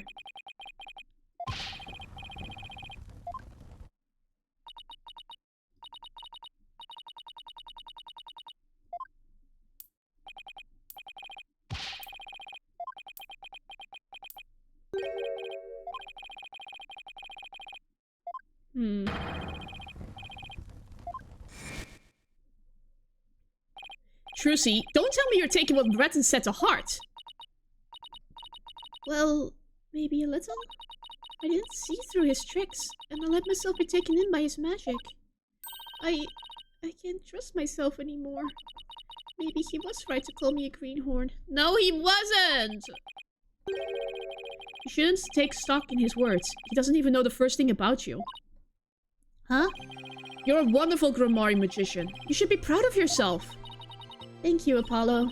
But what makes you say that? I know you're a wonderful Grammari magician because of this. Of course. Take that! My grandfather's notebook? The Grammari Creed. A true entertainer always keeps a smile on their face. When you performed your magic trick in court today, you showed the world your dedication to your troop's creed. Even through all the jeering, you kept a smile on your face and won the crowd over. You are everything Magnifi could have hoped for in an heir. You're a great magician, Trucy. A great magician? Me? You really are. That's why you don't have to worry about what Breton said. Oh, Polly, thank you. Still, I couldn't have done it without you. I would have lost my nerve if I'd been alone up there. But I was able to keep on smiling because of you. Me? I remembered what you said to me in the detention center. Aww.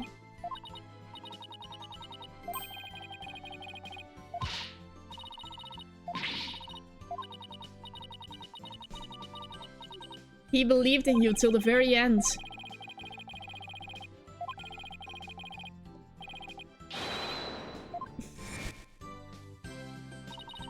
Your words were what kept me going. Paulo, thank you from the bottom of my heart. Now I can be everything I was meant to be. Trucy's real smile is the best. I'm so glad I could help make that happen. Emma? I'm really sorry, Trucy, for everything. But why? Well, I wasn't able to convince Prosecutor Samadi what a good person you are. And I had to testify against you, too. You have nothing to apologize for. You were just doing your job. You were too kind. Oh, I don't know about... Huh? Is something wrong, Emma? Oh! Uh-oh! Prosecutor Samadi, what are you doing here? Detective Sky. Yes? I require your forensic expertise in order to close this case.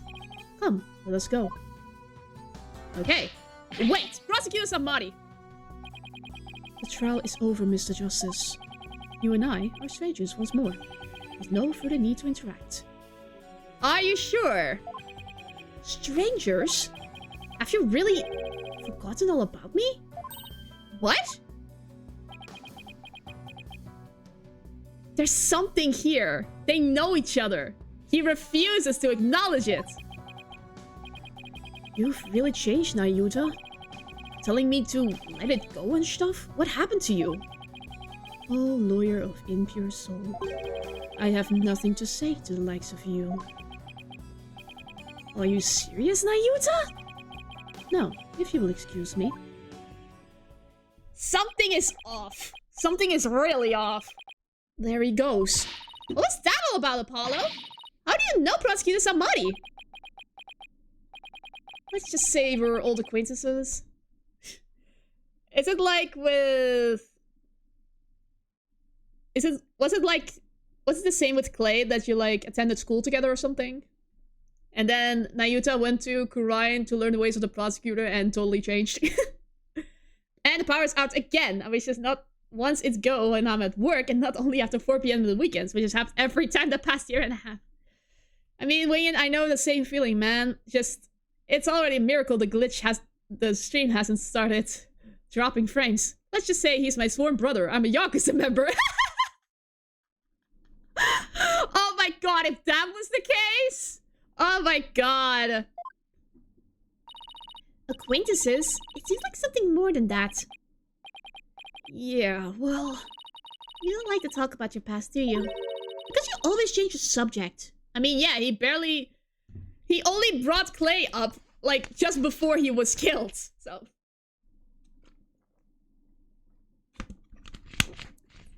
He really is just so secretive. I guess I'll have to talk about it someday. But for now... It's hard to talk about my ex in front of my current date! Strap streams!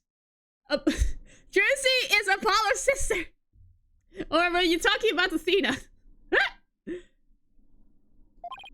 Come on, let's forget about the past to celebrate Jersey's future. Sure, if you say so. I'm clearly talking about Gavin, but he's not here, so that's why I was confused. Hey, it's Mr. Right. What about speakerphone, Apollo? He's always here. In our hearts. What's up, Mr. Right? Apollo, how's Juicy? What happened at the trial? Did you get a not guilty verdict? Mr. Right, slow down. Everything's fine. Hi, Daddy. I'm okay now. She was found not guilty in a very dramatic turnabout. Plus, we saved the office. He's disguised as the couch. It was a great victory for Apollo. That's a load off my mind. I can't thank you enough, Apollo. Now I know I can trust you to hold down the fort anytime. Me? Really? Yes, you. You're a real full-fledged lawyer now in my eyes. A full-fledged lawyer? I still can't wrap my mind around it. Thank goodness you were there to take care of everything. And thank you, Apollo. No need to go that far, boss. Especially not in front of everyone. Oh, and by the way, I won't be able to make it to tomorrow's show, so I was hoping you could go. What do you mean now? You'll do that for me, won't you? Of course! I wouldn't miss it for the world! That was a kind of... full-fledged... Also, Nick, what happened to that jury system you were setting up? It failed, clearly. Gavin under the couch silently crying into his domino's feet. Oh man, now he's thinking that somebody was like an ex to Apollo. I don't think so. It's funny to think that way, but I don't think it's true. So Daddy asked if he comes to tomorrow's show, huh? As my assistant, right? No, he just asked me to go cheer you on. Okay, then I'll be sure to save you the best seat in the house, Polly. The best seat in the house? I really appreciate the thought, but you're gonna be right on stage with me! Good, then it's settled. Gavin tried to figure out how to take Apollo out to celebrate. He's gonna be on stage! I can already see it! Let's see the cutscene, please! April 29th! Penrose Theater! The stage! Please, Objection! Objection! I should have known. Yep, he's right on stage! And this is what she meant! Magical girl Trissy Wright will now perform her greatest illusion yet!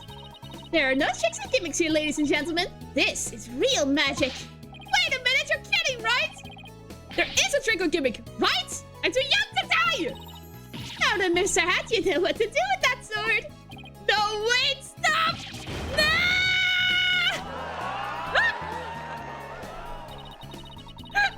And that is how True Seeker Moorland ended up on the rising... Sorry, I need to do that again. That was fun. And that is how True Seeker Moorland ended on a rousing high note. With a big round of applause and Polly's ear-splitting screams. What kind of an ending is that? The best ending, truly. To me. To us, of course. We did it! Case 2 is complete! It's been 2 hours. How is that possible?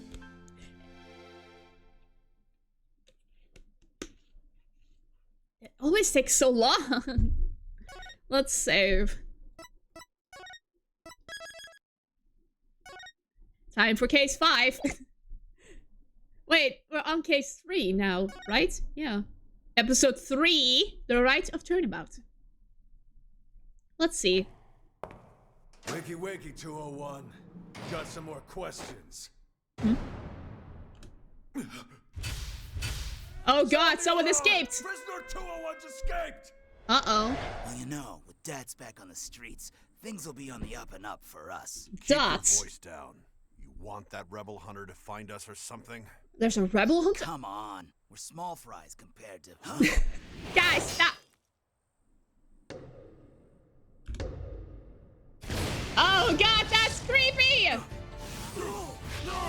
Why didn't you try to run away, fools?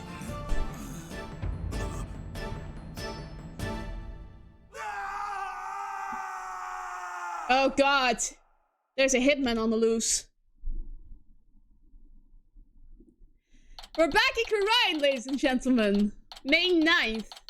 3:30 p.m. Temple. Ugh. Another fine day in the kingdom of Khura'in. Where everyone is plotting my death. You think they can run away from the lightning raven? No. So peaceful here.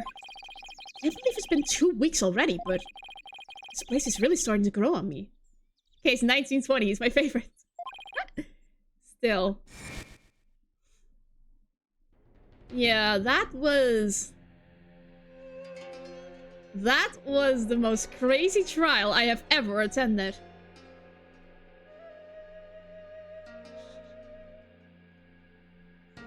We survived by the skin of our teeth.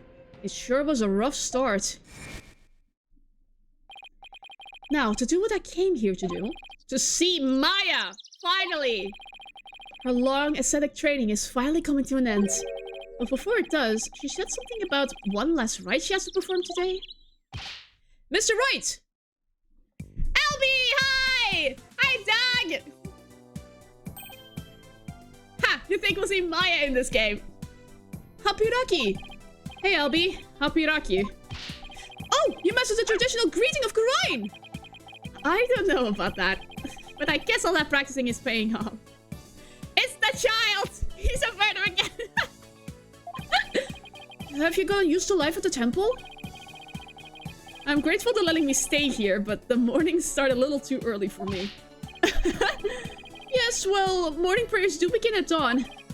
After all, you can never pray too much. Daily devotion is very important here in Khura'in. Hats off to you guys. I don't know how you do it. And today's a special day, full of even more prayer than usual.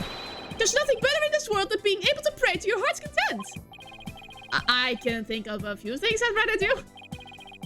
So what makes today so special anyway? You mean you don't know? Today's a purification rite. It's only performed once a year. That's what Maya must have been talking about on the phone yesterday. I wonder what her role in this is. So what exactly is Maya going to be doing for this purification rite? What? Didn't she tell you?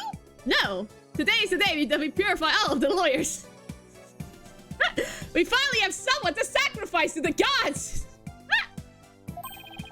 She's playing the role of Lady Kira. It's only the most important part of the entire rite. It's unprecedented to have a foreigner play such a key role. Wow, that's really something. It really is. Helping out such an amazing person has been the greatest honor of this humble tour guide's life. So, who is this Lady Kira you mentioned? Allow me to explain. Once upon a time, hundreds upon hundreds of years ago, there lived a female warrior who fought valiantly to establish... Let me stop you right there. Step into the holy flame, Mr. Right. Is something wrong? No, it's just... I get the feeling I'm in for a really long story. Yeah, I'd say it only takes around 2 hours to tell. Whew, dodged a bullet there. Love this kid, man. Oh, right! You're supposed to finally see Miss Maya today! Yes! The story can wait then. In the meantime, you can read up on the right with this! An English guidebook. Where did you dig this up from? I found it just lying there in the temple library. I figured no one's using it, so I borrowed it. Hey, this book belongs to Maya. See, there's her name on the back. Guess there's no harm in keeping this for a while then. Guide to Kurani's Rites, written for tourists. Let me... One second, Albie. I want to read those. On a full moon, the high priest and the priestess are in the staging area with curtains all around. 3-part ceremony held when the moon is directly over the summit. It begins with the transformation rites. The high priest reads scripture while a priestess dons the robes of Lady Kira, which have been purified with incense. Next is the rite of water, which the priestess enters the spring dressed as Lady Kira, and the high priest purifies both Lady Kira and her dagger. Ceremony ends with the rite of fire, which the priestess circles the sacred flames to purify her soul. The two then devote themselves to prayer until the rite comes to a close 2 days later at noontime. So basically the whole thing's a fancy way for Lady Kira to take a bath once a year? Must be nice. Must be nice to be her, haha. Oh, Maya. Miss Maya should already be at the site where the rite is to take place. Let's go to the Plaza of Devotion. I wonder if Maya's matured any since I last saw her. It's on a mountaintop, so it might get a little cold though. I think I can handle it. I wear a suit after all. Plaza of Devotion. Oh my god, look at this! This is awesome! May 9th, Plaza of Devotion. It's so cold. It's like the air itself is made of ice. But look at all these people. Well, this is the day we come to offer praise to Lady Kira, the protector of our land. It's amazing to see how devoted everyone is. Devoted, right. But couldn't they just as easily do all this praying someplace warmer? This too is part of our religious training. It helps us build strength of spirit and willpower. Further up, at the end of those stairs, is the inner sanctum.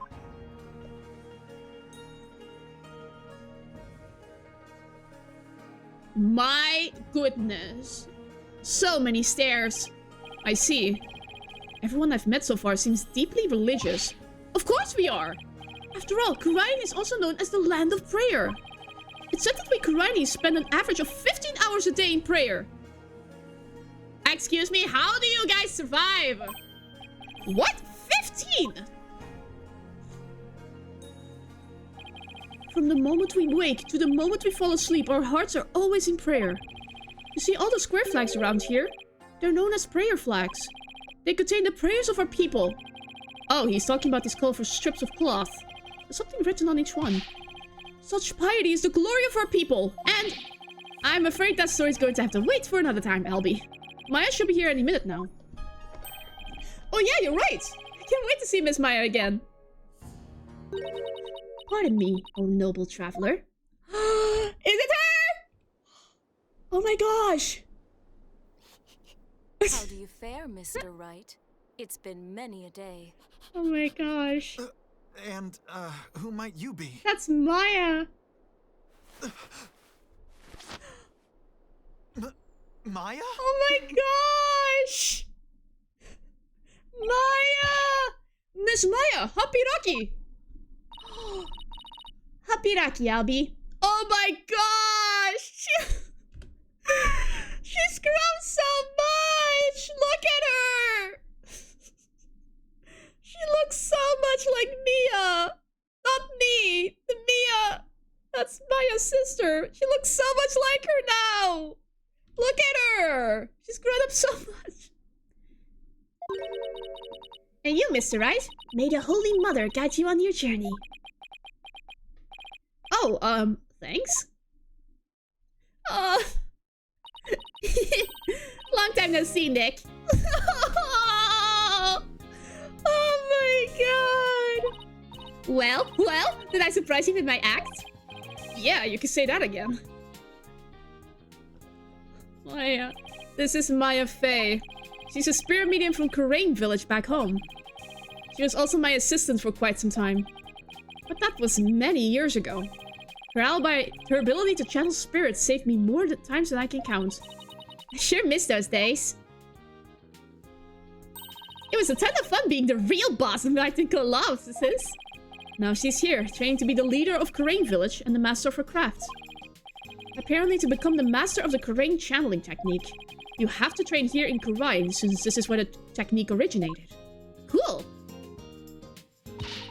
Did that sound just like a pious nun when you saw me just now? Too bad that's about all I learned from all the training I did. Haha, you haven't changed a bit, Maya. Huh? What's that supposed to mean? She may look a little more mature on the outside, but inside she's the same old Maya. I'm actually kind of glad for that. Oh my gosh, Maya, how long has it been?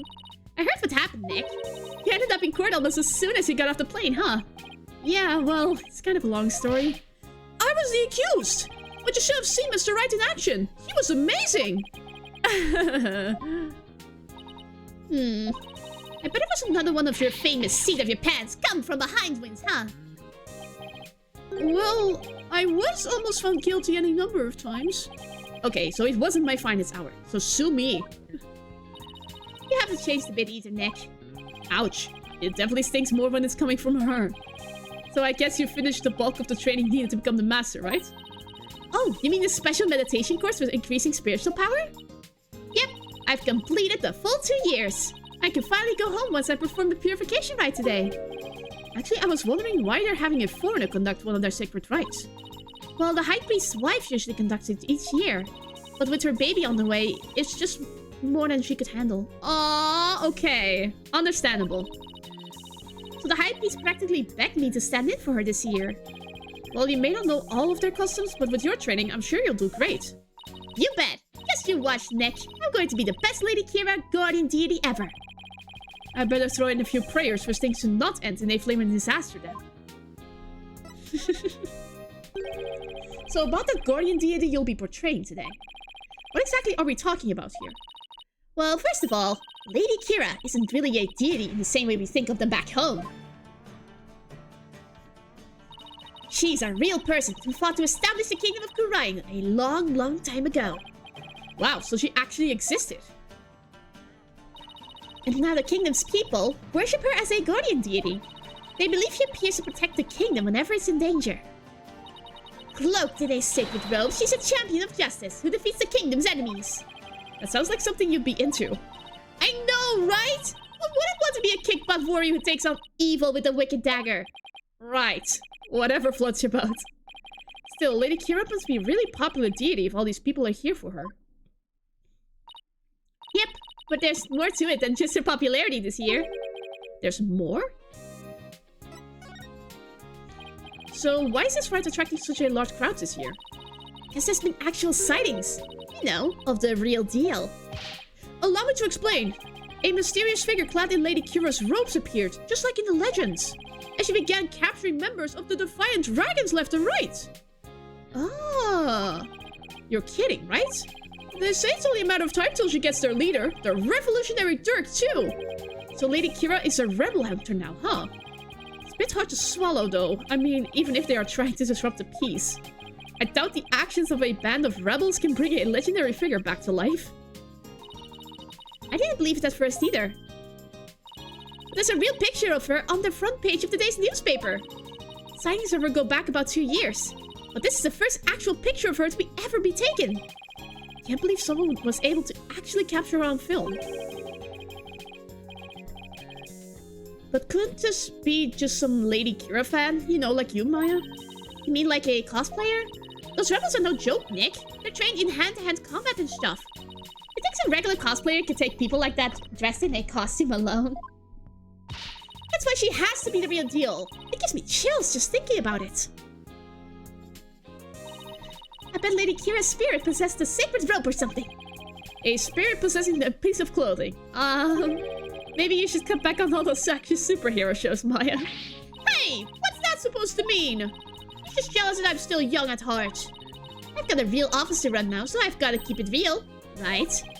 I don't know who you're talking about, but that's definitely not me. You really lost your edge since I last saw you. Those spikes of yours have grown really dull. There's even one that's drooping. Can we leave my hair out of this? Anyway, I swear that the Lady Kira people have been spawning is the real deal. Besides, it's just so much more fun to believe it's true, you know? I can't believe you really buy all that. Although, I wonder who's under that robe. But Mr. Wright, she's the talk of the town. She even gave me this great new food idea. It's gonna be like a soul bun, but based on Lady Kira. I'm calling it a Kira bun. Talk about a Kira business strategy. Come on, Maya, just admit it's you running around dressed as Lady Kira already. I guess the jig is up. What? Is this really true, Miss Maya? Indeed, it is I, Lady Kira. After hundreds of years, I have returned in this lovely young lady's body. What? Notice moments! Only a minion of the Defiant Dragons can see through my disguise. Now feel my wrath, foul lawyer. Hiya! Ow! Mr. Wright! Just kidding. I mean, come on. I may be dressing up as Lady Kira for the ride today, but there's no way I could ever beat up one of those rebel types. I don't know. That was a pretty solid left hook she just threw. Oh, you was just trying to be funny. You really had me going there for a second. No one can be that naive, right? He's 9, Phoenix. Well, I hope you enjoy playing superhero at the ride today. Ooh, when you put it that way, I'm even more hyped about it now than I was already. Ooh, I hear the sound of the High Priest's footsteps. I better keep going. His footsteps?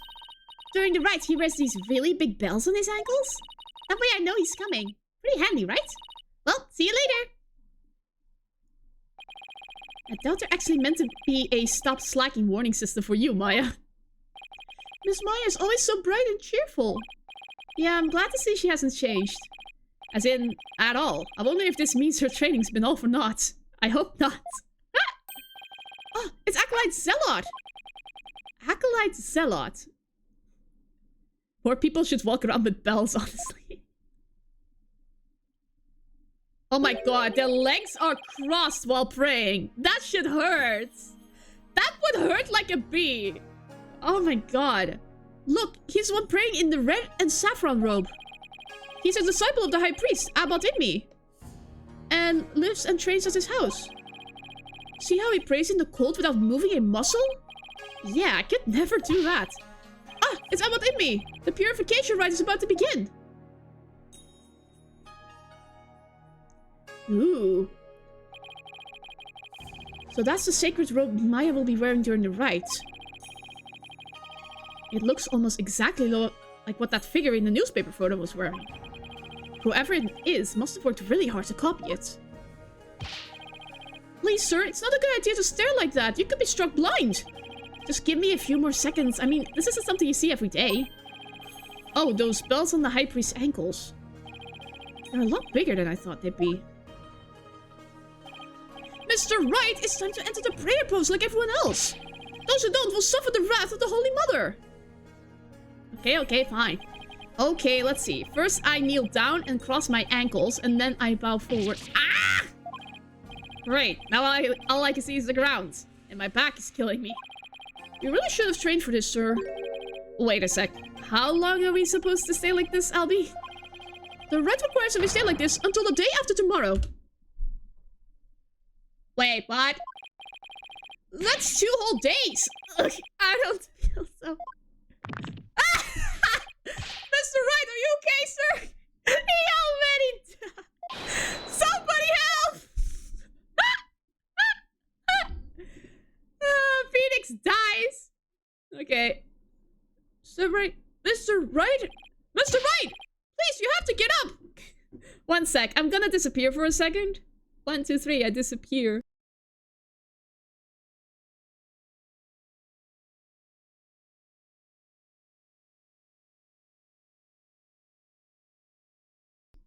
1, 2, 3, and I appear once more. Sheesh, voice acting really clears up the nostrils. Where are we? Ugh, ouch, my aching. Albie? Where are we? The High Priest's house at the foot of the Plaza of Devotion. Guess I passed out from that back pain. How old are you again, Phoenix? They must have carried me all the way here. Something terrible's happened! It's Miss Maya. She's... Oh, just fall into the Plaza of Devotion. Something must have happened while I was passed out. Miss Maya's... She's been arrested! Of course. Of course. What? Of course. Really? May 10th, 8 a.m. Did we really pass out for like a day? Now it's a proper family reunion. Yay! Where's Maya? Just take it easy, alright? But I'm telling you! I haven't done anything wrong! You can talk all you want back at the station. Let me go! Maya! Nick, I didn't kill him! I swear I didn't! Quiet, you. Come along peacefully or suffer the consequences. Wait a second! What on earth is going on? I don't know who you are, but if you don't get out of my way...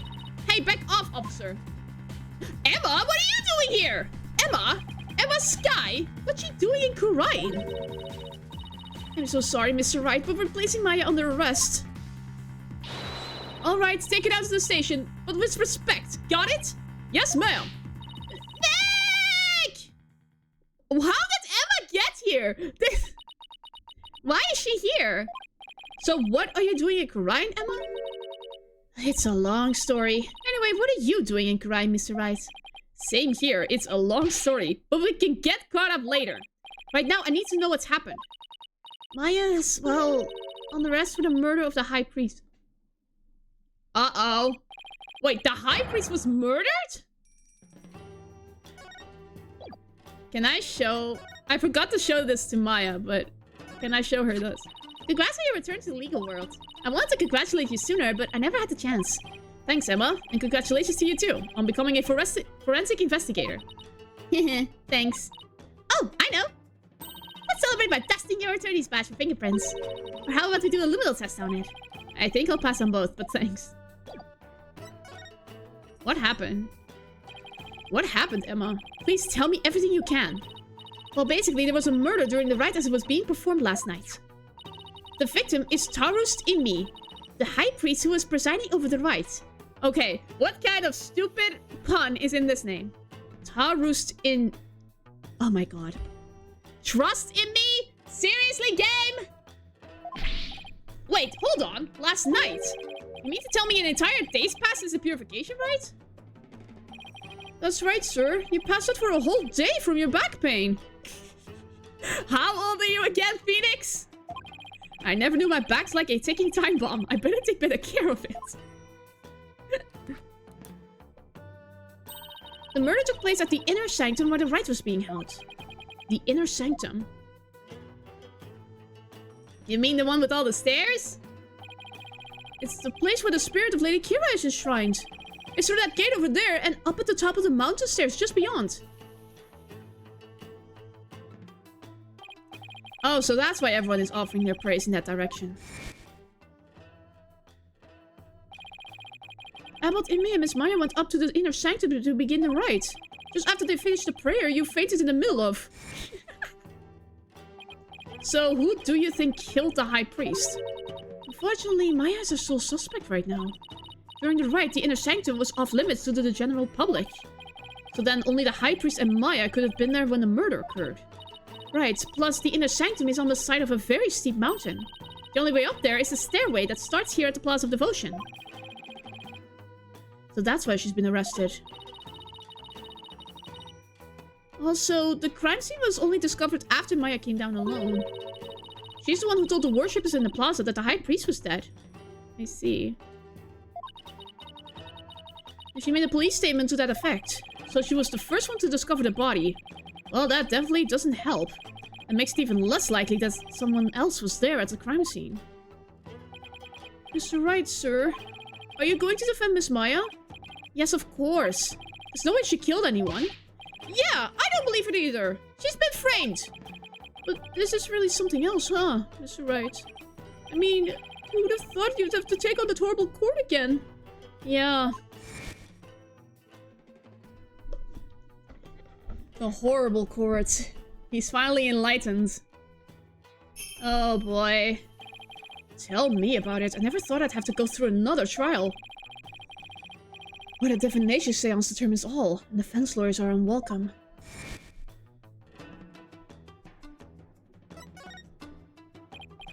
So what brings you here, Emma? Back in the US, I was working a case with an international prosecutor from Karine. Did somebody really just drag you back here? He told me this is where I could see the latest techniques in international forensic science. Can't believe I fell for it. I mean, just look at this place. It's like we've gone back in time. He literally just dragged you here. Yeah, I can't say I've been impressed with the police work I've seen so far. Still, he said he takes on cases from around the world. So maybe next time he'll have one in a major city somewhere. Sounds like this prosecutor has taken a liking to you, Emma. After all, it's not every day a prosecutor takes a detective with them overseas. I wonder. He's calm and kind and almost always has a smile on his face. But it's hard to tell what he's really thinking. Yeah. This international prosecutor, is he the one who handled Trucy's case? Yes, he is! I take it he'll be the prosecutor on this one too? Yes, Prosecutor Samadi's already been assigned. Prosecutor Samadi? Paul Kuka! You know him, Albie? Of course! Everyone in Karine does. He's a highly revered individual, both as a prosecutor and a monk. If you go up against Prosecutor Samadi, you'll incur the Holy Mother's wrath. But it's my job to, as a lawyer. Oh, right. Sorry. Just great. A prosecutor is also a revered monk in a deeply religious country. This trial's shaping up to be even more uniquely Karinese than the last one. I'm not sure I should be saying this, but he's a formidable opponent. Yeah, I heard Apollo had a really tough time, so I'd better give it everything I've got. Anyway, I'm glad you're here, Emma. They treat lawyers like criminals here. Come to think of it, Prosecutor Samadi mentioned something to that effect. I'm not sure how much I can help, but I'll do what I can. Really? Are you sure you aren't going to get in trouble for helping the enemy? Ugh. He did come down to me pretty hard when I tried to help Trucy in that last trial. Yeah, you must have had, like, quite the scolding when you withheld information from him. Let's just say, I'll help where I can. Thanks, but don't go getting yourself in trouble on my account, okay? Prosecutor Samadi sounds pretty strict. So, first things first, let's start with this. Hot off the press is the High Priest's autopsy report. Cause of death was blood loss from an abdominal wound delivered by a bladed weapon. He was stabbed in the chest. The victim bled to death from a deep stab wound to the abdomen. The murder weapon is believed to be Lady Kira's warbot dagger. It's used during the rites, however the dagger has yet to be found. Lady Kira's dagger, huh? I think Maya mentioned something about a dagger. Yeah. Interesting. Stupid model, I swear. The tracking is really wonky today. My apologies.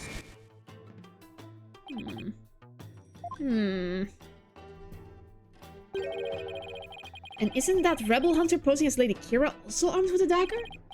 Of course, hers must be a replica, right? Would it be okay for me to go take a look at the crime scene, Emma? The police have already wrapped up their investigation. But the location itself is off limits to the general public, so I'm not sure. Emma, please, I'm begging you.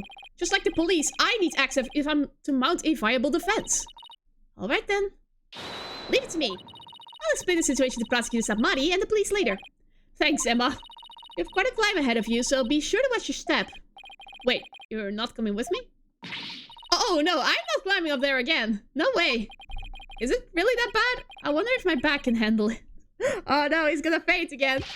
You get to go to the inner sanctum? Oh, you're so lucky, Mr. Wright. Why don't you join me, Albie? That's crazy talk, sir. If a commoner like myself were to set foot in there, I'd surely be cursed for all of eternity. Because the inner sanctum is off limits for you, huh? Oh well, guess I'll just have to face this all by my lonesome. By the way, what about all the people still praying here? Aren't they going to go home? Customers of advice require that they not move from this spot until tomorrow afternoon.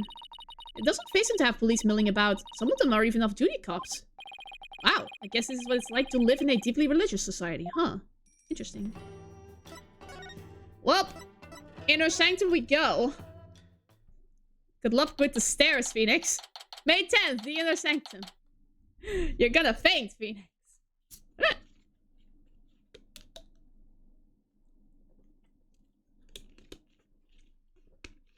This is gonna be fun. I can already tell. Whoa! Look at this! This game is so cool. This game is epic. Oh, Rayfi's already here. It's really high up. Really, really cold. What did I do to deserve this? At least I made it. I better get started while I can still feel my fingers. Hmm? Who's that? It kind of looks like... Hello, your benevolence. Excuse me? It's you. Do you even know where you are? Barbed head? Of course I do. May I ask why you're here, your benevolence? A child! Yes, she is. Guilty. She's 14. She is still a kid. So yeah. That demon lawyer too. I came to pray for the High Priest's soul. But what are you doing here? This is one of the most sacred spots in Koreanism. Unscrupulous lawyers such as you have no business being here. But I'm not unscrupulous. Quiet! You dare find fault with my insights at every turn the other day. She's still sore about that trial? The Apollo series needs an anime. I agree. Like, these scenes really do deserve an anime portrayal.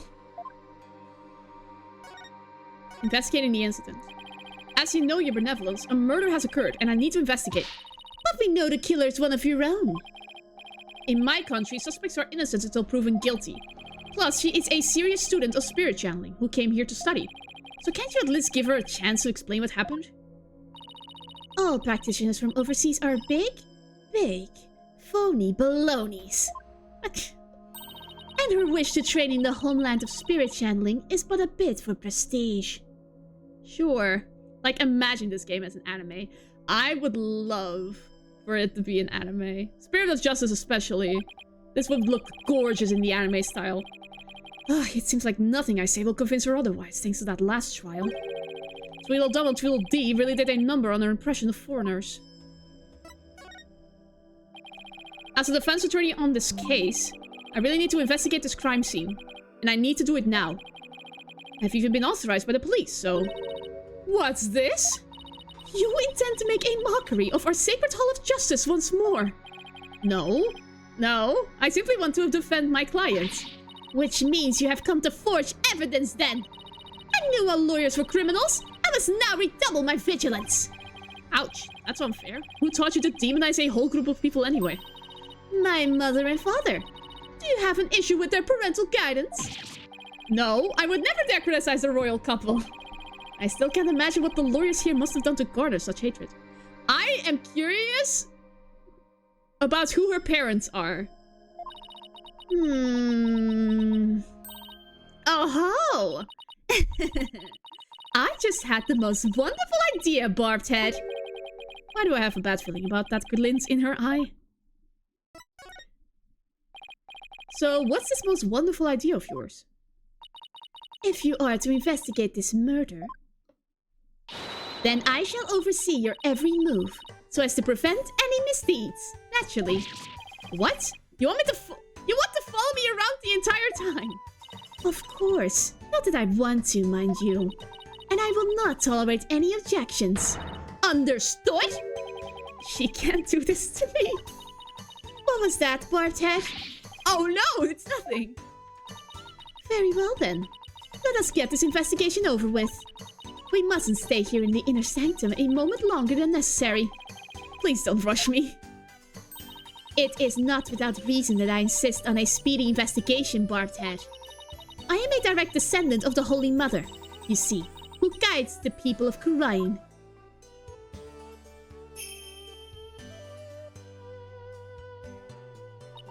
As such, I must not sully myself with the blood of battle that Lady Kira bears. The blood of battle. If it's that big of a problem, why don't you head on down now? I won't do anything, I promise. No, lawyers are never to be trusted. Now make haste, so that we may leave here soon. Oh, and one more thing. What now? Your victory the other day was but a stroke of fortune. But this time my insight shall reveal the absolute truth. So brace yourself for a defeat most bitter, lawyer. I will. Now can I get on with my investigation? As long as you know where we stand. I better hurry up and poke around for clues before she changes her mind. Can I show... Hey, what about this? What is that badge you bear?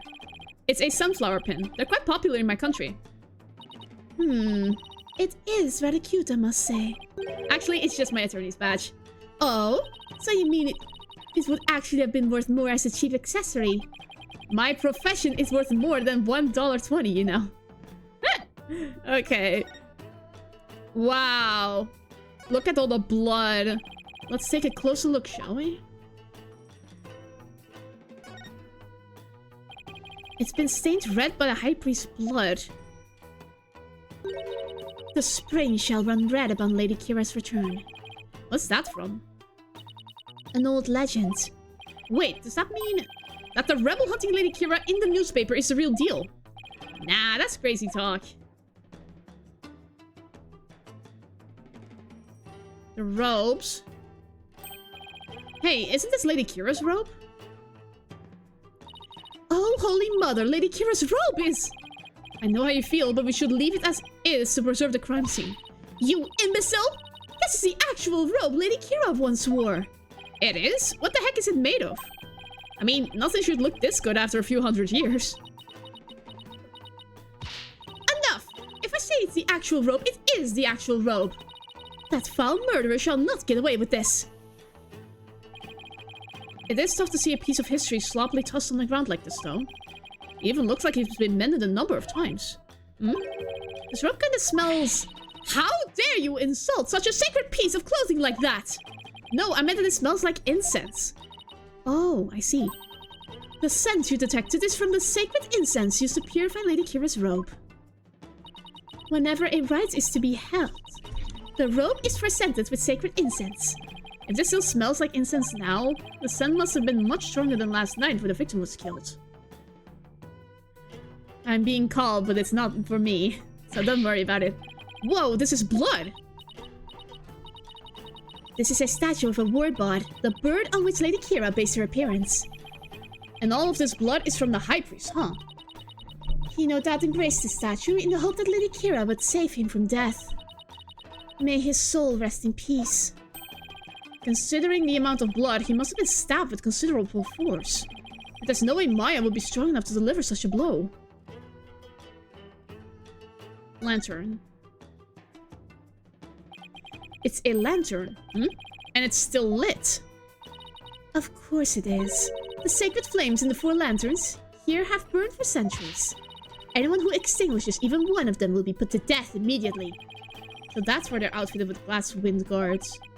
Still, I'd better keep my distance, just in case.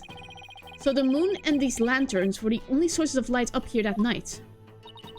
The rite is performed by the light of the full moon, because moonlight is a purifying force. I see. No touching! I wasn't going to!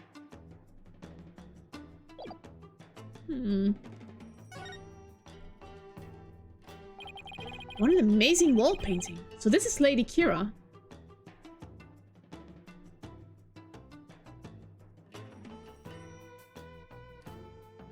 Cool. Do you see that red mark upon her brow? That is the character for death in Koreanese. It is a mark of resolve to fight to the end. There are many different marks we make on our bodies, each with a different meaning. Interesting. Come to think of it, you have marks on your face but your benevolence. So did the High Priest. The High Priest's marks are those of a monk, while mine are of a royal priestess. All members of the Koreanese clergy have such marks upon them. The shape and location of the marks vary in accordance to conditions like status and age. And all records about them are kept at Temple Temple. So it's kind of like a national ID registry, huh? Interesting! Okay. He has the marks of the High Priest. Is that a weapon in her hand? Yes, it is Lady Kira's dagger. The very same one used in the rite. It is made to resemble a warbot, the bird Lady Kira's fashioned herself after. So that dagger is the weapon that took the High Priest's life. If you wish to know more about Lady Kira, you need but ask. I get the feeling she's going to be super relevant to this case. I should definitely ask the princess for more details later. This mountain face is like a towering wall.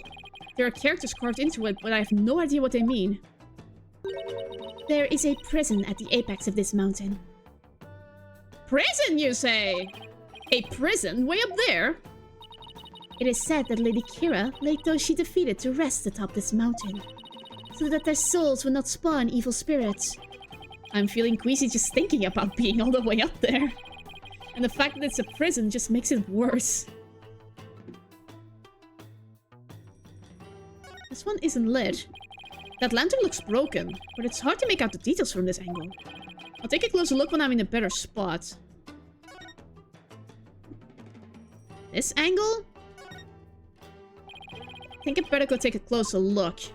Thank you. Ah! This lantern is damaged. The wind guard is completely broken. Damaged? Was this your doing? No! I didn't even touch it! Then perhaps a falling rock struck it. I will request that it be repaired when we are finished here. Of course, I doubt you will live long enough to see it restored. I'll be back to take a look. You'll see. There's no snow here. Maybe it was removed because it would interfere with the rite? The day before the rite, the temperature in this area plunged below freezing. Even the Plaza of Devotion was covered in a layer of white frost. Must be the elevation. Wasn't all that cold back in town, as I recall. The snow has obviously been cleared away here, but the lantern is broken. Still have that camera I brought to take pictures of my trip. I should snap one of this area here, just in case. I have a feeling it's going to be important. Nothing else particularly interesting here. It's a statue of a bird. Guess I'll take a closer look at it. Why is the eye hollow? Look, the bird's missing its eye. I feel sorry for the poor fellow. Are you the one who took it? Of course not! The statue has been here for ages. I suppose some damage is to be expected. I shall ask my mother to have it repaired. No wonder there are no lawyers left. I'd leave too if I was always treated like this. I don't think I'd find anything else of interest around here. We don't get a lot of evidence right now, huh? Sheesh. Stone. This rock must have fallen from higher up on the mountain. It's like the perfect perch for taking a peek over that curtain. Well, up I go. Whoa, what an incredible view! It's almost boggles the mind. Don't faint! Get down from there this instant! Right, sorry. I'll be right down. Looks like the inner sanctum is just slightly higher up than the top of that mountain. I guess that confirms that the stairs from the Plaza of Devotion are the only way up here.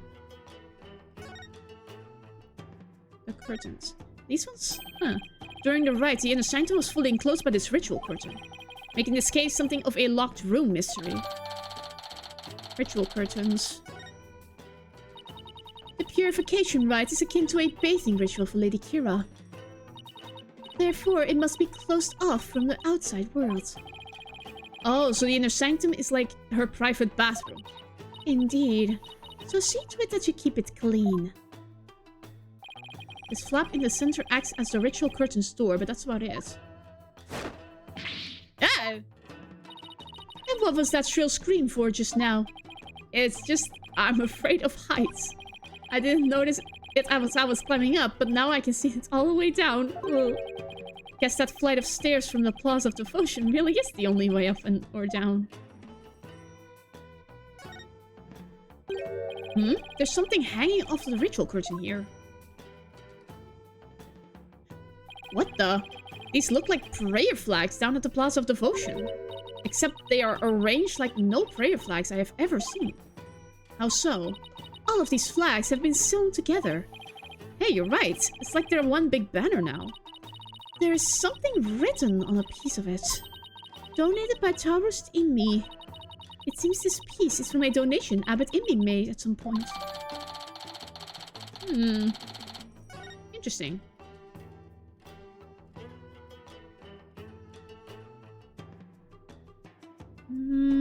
That's about it, I think. Over here. And then we're back to square one. We missed something. Oh! What's this? A bloodstained scrap of paper. Looks like some kind of note or letter, perhaps. But it's written in Koreanese, so I can't read a lick. Let me see that. Once the flame is lit, then... will be... This is simply impossible to read. Wait. What is it? The stamp in the lower right. It's the mark of those insurgents. The Defiant Dragons. The rebel group. What's it doing here? Is there some kind of connection between the High Priest and the rebels? Interesting.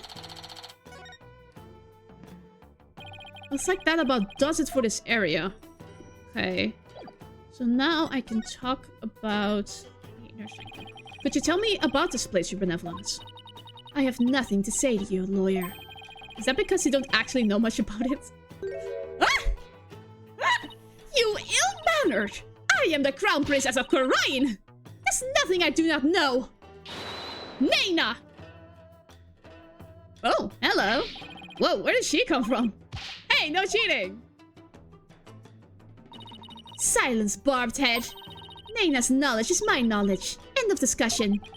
What is she? Your pocket internet? This spring is where Lady Kira came to cleanse her body of the blood of battle. And today's purification rite is a ceremony that traces its origins back to those days. Cleansing Lady Kira's robe in the sacred water lends one courage for the next battle. I see. Thank you for that excellent explanation. Commoners are normally barred from here, except for the day of the rite. Who normally controls the access to this place? The High Priest and his family are responsible for that. The High Priest and his family, huh? Could you tell me about the High Priest and his family? Abbot Inmi lived with his wife and his disciple Acolyte Purei Zealot. Purei Zealot? A young man the couple took into their home upon finding him near our kingdom's border. Speaking of his wife, isn't she the one who usually plays the role of Lady Kira? Yes, but as she is with child, the role was appointed to someone else. The killer no doubt offered to stand in, as she saw it as a chance to slay the High Priest. No, the High Priest practically begged her to stand in. No, you have it backwards. He was the one who asked Maya to stand in. And that braggart must have embellished her qualifications. I'm really not sure how she could. Besides, why didn't you stand in for the High Priest's wife then? Did I not tell you before?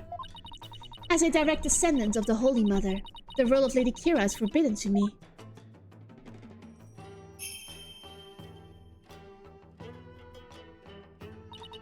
For those descendants of Her Holiness must not defile their bodies with the blood of battle. Oh yeah, you did say that, didn't you? Should probably talk with the High Priest's wife and Acolyte Zealot later too. Lady Kira. So could you tell me more about this Lady Kira? As an outsider, I suppose your ignorance is all but unavoidable. Whatever happened to you need but ask. Nena!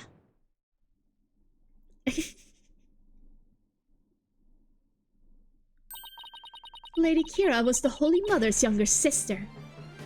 Really? But unlike her older sister, she lacked the ability to channel spirits.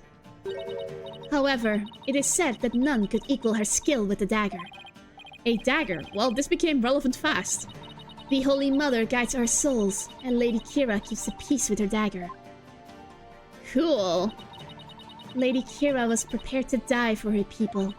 She cloaked herself in a sacred battle robe, and concealed her face as her sister did. Okay, but who was she fighting against? Throughout our history, we have been set upon by rebels. Now is no different. For our enemy now is the Defiant Dragons led by that insurgent Dirk.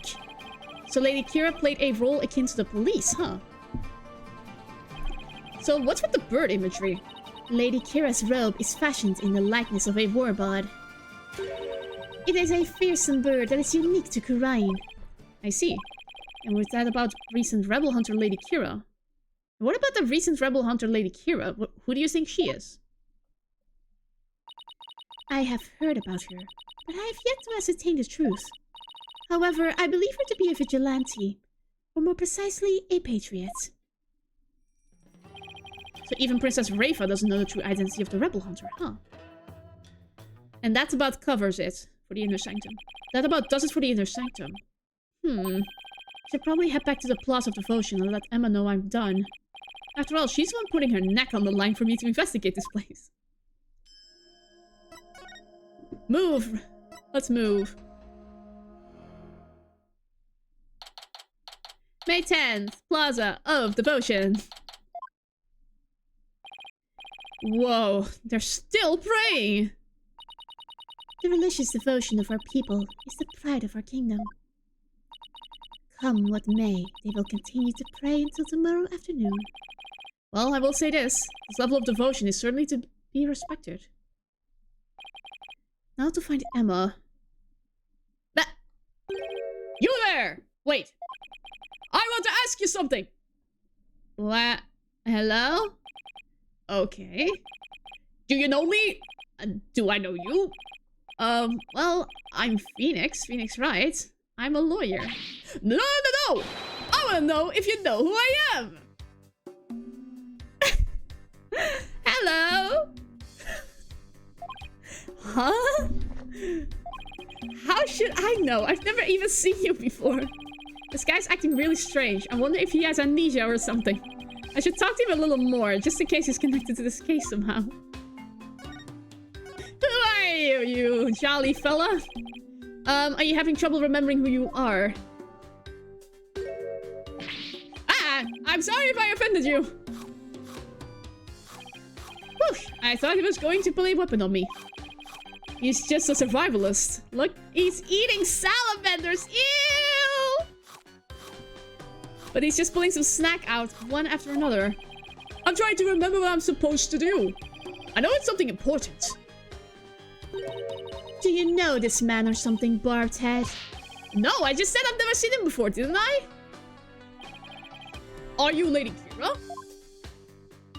You know of Lady Kira? Then you are Kurainese, I take it. Maybe? Wait, are those lizards he's eating? Yes. What, you want one? No, thanks. I just ate. Ah, now I remember. Get a load of this. What the? What the heck? Well, what are you doing? You're doing the lizard pose. Well, what? I believe he suffers from a far more serious malady than mere memory loss. I tend to agree. No good, huh? Guess I'll try somebody else. So, who was that man? And what did he want, Barbed Head? I wish I knew. Hey, Mr. Wright! Ah, what now? Oh, Emma. Poof. Thank God. What's wrong? I didn't surprise you that badly, did I? Oh, no, it's nothing. Actually, I've been looking for you. I wanted to tell you I investigated the crime scene. I hope it wasn't too much trouble getting my investigation of the Inner Sanctum approved. Oh, it was fine. Prosecutor Samani gave his okay straight away. He seems like a rather fair-minded prosecutor. He said that you would probably give up once you saw the crime scene for yourself. Ah! That moving on before the trial began would be the smart thing to do. Let it go and move on, huh? He must be feeling really confident about his case. Well, just so you know, I have no intention of giving up. I figured. That's why I prepared a little gift for you. I thought it might help your investigation. Here, it's all yours. I want to bring you a bunch of other forensic tools, but they were confiscated at the airport. Luminol testing fluid. This actually might come in handy. Also, I made a copy of the crime scene photo for you. Thanks. All this will definitely come in handy. Yikes. So this is what the High Priest's body looked like after the murder. I'll keep this along with the picture I took at the crime scene. Interesting. Oh yeah! Get done questioning Maya. Really? I should go pay her a visit then. Poor Maya. She must be feeling pretty lonely. I should let her know that I'll be defending her too. Oh shoot, look at the time! I have to get going. You sure seem busy. It's because his ephemeral holiness is a real slave driver. His ephemeral holiness? Prosecutor Sabmari. It's like the world's hardest riddle wrapped in a flowy sash. I keep wondering if it's just a clash of cultures type of thing, you know? Like, he'll ask the most insane things of me without batting a single long eyelash of his. This Prosecutor Sabmari sounds like he's used to holding some serious clouds. Ugh, why do I have such bad luck with prosecutors? First was the Glimmerer's fop! And now that I'm finally rid of that great and blind-loving Europhile, I get this guy! Oh, she hated Clavia so much! Oh no, now I'm really going to be late! They'll probably make me listen to one of those read-along sutras again! I'll see you later! For Emma. He makes her listen to sutras. Sounds like Emma's gonna pretty rough too. She does not appreciate Prosecutor Sabmari's sutras. What ingratitude. It appears that she too is lacking in religious devotion. Oh, so you know each other. I don't think that's what the problem is here. Oh, right. They probably met in court a few times. Besides, Emma's not even a Koreanist.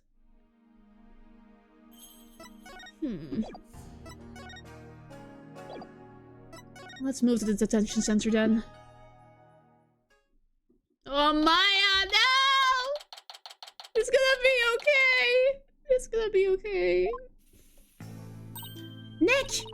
I knew you'd come. Maya, she sure looks tired. How are you holding up? It wasn't me, but no one will believe me. Ugh. I have to admit, I'm still a bit in shock. Would have thought you'd get caught up in something like this. Again, and so far from home. But I'm going to defend you, so hang in there. We can do this if we work together. Ugh, this is all my fault. I mean, you came to Kurai just to visit me. We hadn't seen each other in ages, and then this happens. I haven't seen your disc down in ages either. Come on, remember who you're talking to. Besides, I thought you'd be used to being the usual suspect by now. Ha ha ha, I guess you're right. And you save me each and every time. Yep, so just tell me everything you can and let's go from there. Barbed head, stop stalling and go straight to the matter of true import. We know she's the murderer, therefore it is time for her confession. Your benevolence! What brings the royal priestess to a place like this? I am watching over this lawyer to keep him from tampering with anything in this case. Now, out with it! Confess to your crime! Please, your benevolence, could you please take it down a notch or 3? Maya, please tell me what you can. I know this must be difficult, but anything you can remember might help. Sure, okay. Here is the badge. Oh, hey! Congrats on getting your badge back, Nick. Thanks, Maya. Now you can go back to a life of bold-facedly bluffing the day away every day. That's not exactly why I've returned to the courtroom, you know. It's nice to have a smile on their face. I didn't kill the High Priest. I wouldn't even dream of it. I mean, he always treated me so well. Abbot Imbi was an important figure with a ton of duties, including straining acolytes. He was really kind, even to a foreigner like me. He even invited me over to his house whenever I was between training sessions. How could I ever kill someone like that? Sounds like a really good person. I think I would have liked him. It was so much fun. I got to enjoy meals with his family and everything. And his wife was a master of Koreanese cuisine. I've never eaten better in my life. It's like they were her family, and home away from home in this foreign land. And they must have been a source of comfort, what with being here for training all alone. Oh. But what? I can't completely deny the charge either. Huh? As I suspected! The snake has shown her true colors at last! Your benevolence, please. I'm trying to figure out what really happened here. So what do you mean you can't completely deny the charge? Well, during the purification rite, I suddenly got really, really sleepy. The next thing I knew, Abbot Imi was, you know... You suddenly got sleepy. So then you didn't actually see the High Priest get murdered? No, I didn't, but... If I was possessed by some great spirit while I was asleep, then... What an excuse. How dare you pin your crime on another person's soul? Be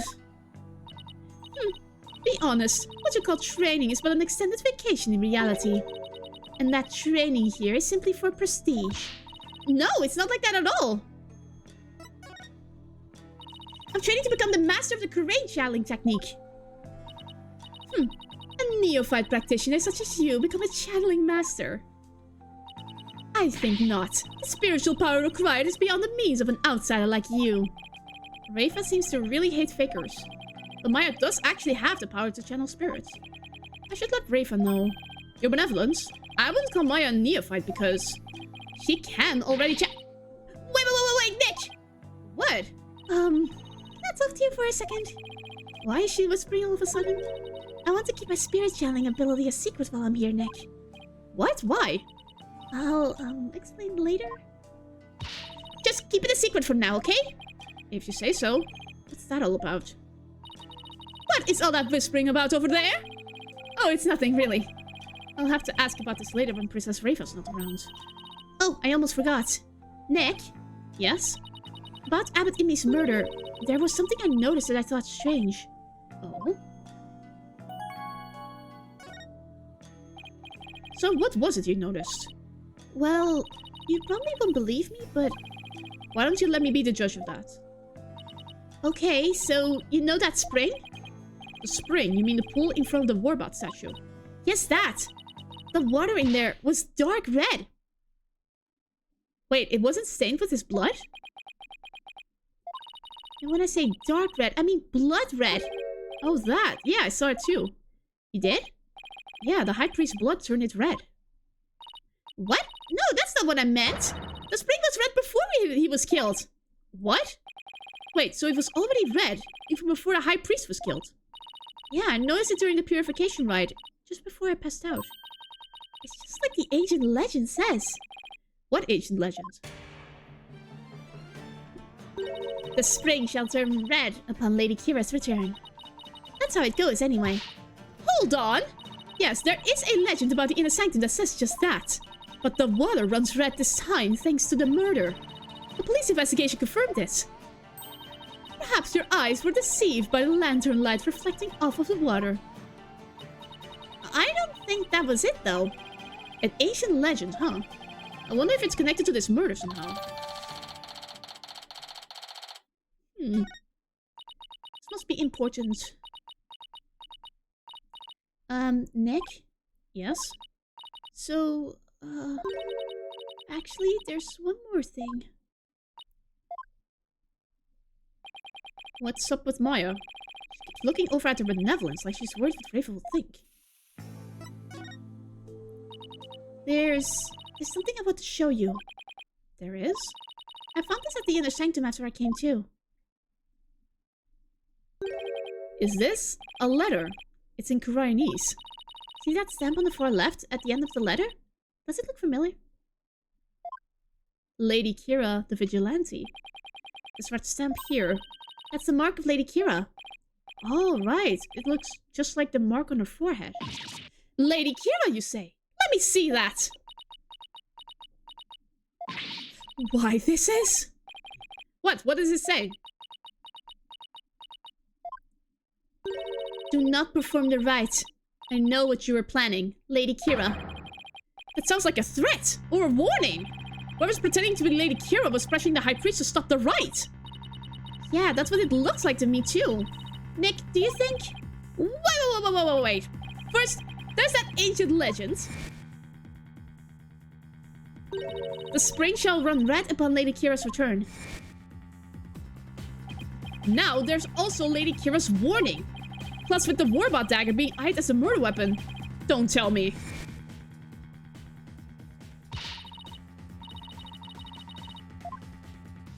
Oh my god. Oh no. Don't tell me. You actually believe that the real Lady Kira returned to kill the High Priest? Don't be silly, Nick. Huh? Historical figures don't come back to life. I mean, give me a break. But you were saying only yesterday how it's more fun to believe that she's the real deal. Yeah, yesterday! I wish I could keep on entertaining that fantasy too. But the fact is, we're dealing with a murder here. Thus my days of dreaming have come to an end. I'm going to keep it real from now on. And you should too, Nick. I thought you said I was the boring one because I was keeping it real. Sorry, I guess I've outgrown that stepladder argument we always have. I think you mean ladder, Maya. Keeping it real. So what do you mean by keeping it real? Oh, so you know how someone is dressing up like Lady Kira and capturing rebels, right? Oh, you mean the rebel hunter Lady Kira in the papers? Yeah, that one. I think that's who probably sent this warning. What nonsense is this? You dare to suggest that Abbot Imbi was slain by Lady Kira? You nincompoop! Oh! The rebel hunter is sure to be a vigilante who loves this kingdom. And it is that patriotism that led them to cloak their identity in the guise of Lady Kira. Such a patriot would never slay the High Priest. Guess it's only natural for Princess Reva to see it that way, but I can't let it go to that fact. Besides, why would such a vigilante want to stop the purification rite in the first place? I haven't figured that one out yet. I rest my case. Still, if this rebel hunter had a compelling enough reason, they might have killed the High Priest after he ignored their warning. You big dummy! You can't fool me! It was you who forged that warning letter! You are trying to shed your guilt onto our most sacred Lady Kira! Admit it! No, I'd never do such a thing! Now, your benevolence. Let's try to remain rational about this. Maya, did you show that letter to police? No. I was afraid it would anger everybody needlessly. So I was waiting to show it to you, Nick. Judging by Benevolence's reaction, I'd say Maya was right to be worried. Wait, what are... There are a number of places on this letter where there are 3 holes in a row. Are these supposed to be some sort of a message too? Not that we'll be finding out anytime soon, I suspect. Interesting. Alright, accused. Wrap it up. I guess they have more questions for me. Yeah, at least I have a better idea of what we're up against now. Nick, there's something I've been meaning to say. I don't need a lawyer this time. Why not? What are you talking about? It's just, you know how they have that Defense Culpability Act in a crime, right? Well, if I'm found guilty, you'll be charged with abetting a criminal. Yes, I know that, but you're Maya, so we'll do it anyway. Maya, thanks for thinking of me, but... Don't worry, Maya. We'll pull through this together somehow. We always have, haven't we? Yeah, but we're not in Kansas anymore, you know? True, but I've been through 1 trial here already, so I know what I'm getting myself into. We're going to win this one, no matter what. Because I believe in your innocence. Yeah, I know. You've always won because of your faith in me. That's right, so it's all aboard the Phoenix Freedom Express. Aw. Thank you, Nick. Well, I'll see you later. See you later, Maya. Bravado will not save you tomorrow, and by then it will be too late to ask for mercy. We're going to beat this charge. You'll see. I don't care to understand every single word that was spoken, but I don't like the sound of that Phoenix Freedom Express one bit. Wait, don't tell me you don't know what Freedom Express refers to. Ah! Of course I know! Do not presume to know what I do not know! Go on, ask. I'm no close to understanding why someone would want the High Priest dead, given the use of the Warbot dagger and the existence of the warning letter. I'd say the rebel hunter disguised as Lady Kira is the real prime suspect. It might help if I knew a little more about this modern-day Lady Kira. I wonder if anyone has any info on them. Maybe the first thing I should do is to go someplace where locals like to gather. The bazaar.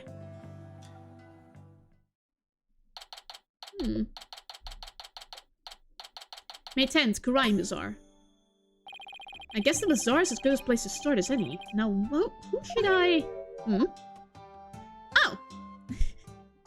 Is she explaining what a Freedom Express is? I see. So that is what a Freedom Express is. Consulting her pocket internet again, I see.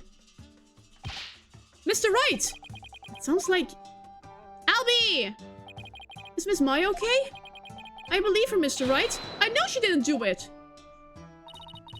Do you now, boy? Pokuka! Your benevolence! You mustn't trust in lawyers, you. Are you not the accused from the last trial? Oh, what's wrong, Albie? Your benevolence speaks with the,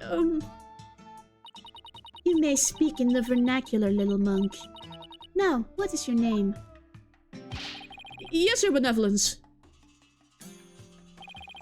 I'll be your guide, your benevolence. Know this, Albie. Your soul is only as clean or filthy as the company you keep. Oh, we should stop insinuating that all lawyers are trash. Please forgive me, your benevolence, but Mr. Wright is a very trustworthy man. And I trust him as a lawyer. What's this? I'm sorry! Forgive my insolence!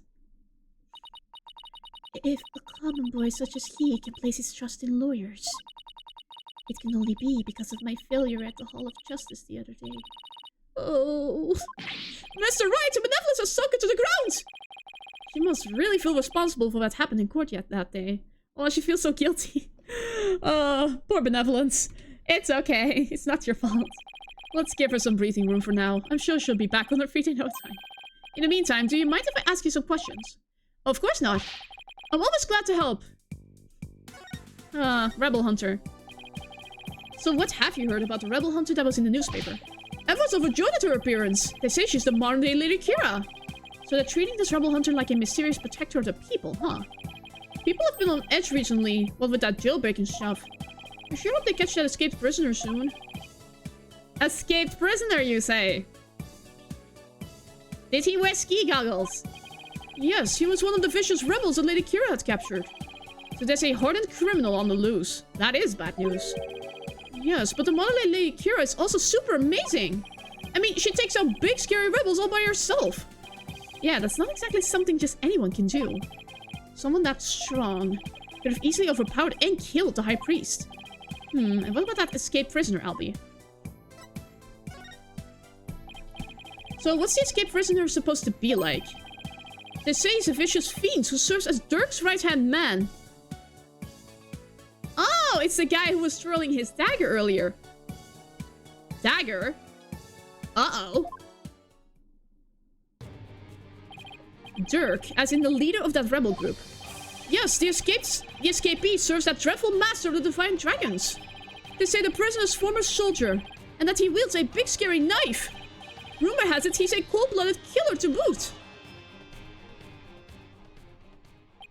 He sounds like a really dangerous man. He is, but the police still can't find him, even after an exhaustive search. Wait, I remember hearing about a prison.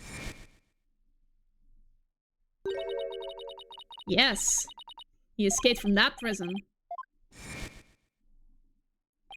The prison is at the top of the Inner Sanctums mountain, right? How did he even break out? No one really knows. He supposedly did it without any tools to speak of, too. Some say he must have fallen to his death. Personally, I'd like to believe he did. Otherwise, something like that terrible incident might happen again. Terrible incident? What was it about a terrible incident, Albie? It happened before I was even born, but... Queen Amara, the previous queen, was assassinated. Uh-oh! And it was the rebel leader Dirk who did it. What? The previous queen was assassinated? It's kind of unsettling. Oh, it was a terrible deed of a heinous sinner. I mean, to take the life of such a gentle queen? Only someone with a dark, defiled soul could have done that. They really take their queen seriously here, like god-worshipping level serious. It really would take someone pretty bold and blasphemous to assassinate one. Those defiant dragon rebels are not afraid to do anything to accomplish their goals. That's why, with that escaped prisoner on the loose, who knows who might be killed next? So that's why the people of Khura'in are so afraid of that escapee. Because the rebels killed the queen. And why they want the rebel hunter to take him out, along with the other rebels. So is there anything else you can tell me about the rebel hunter Lady Kira, Albie? I was just thinking there was something else, but what was it? Oh yeah! Here! What is it? Shadow found it! Why, that's the Warbot arrow! Feeling better now, your benevolence? This is no time to be feeling sorry for myself, for I am the crown princess of Khura'in. Now, let me see that boy. Yes, your benevolence.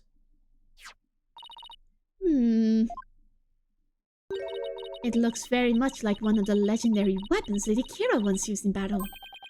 A 3-pronged arrow. I could swear I've seen something resembling the arrowhead recently.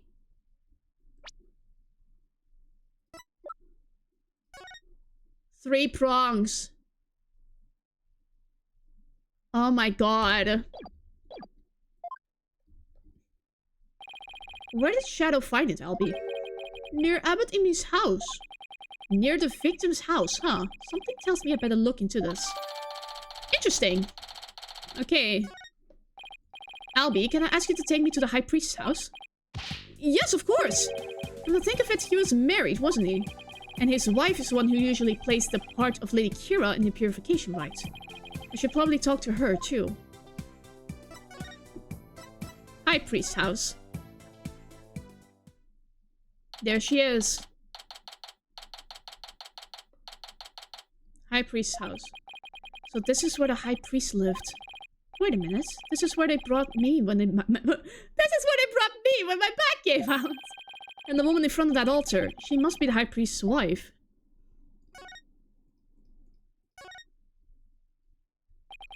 Excuse me? Oh. Yes, may I help you? I was hoping to speak with the High Priest's wife. Are you her? She's so sad. Please forgive the intrusion, Lady Believe. Believe? Oh my, your benevolence. Please be at ease. What a terrible time this must be for you. I owe much to your husband.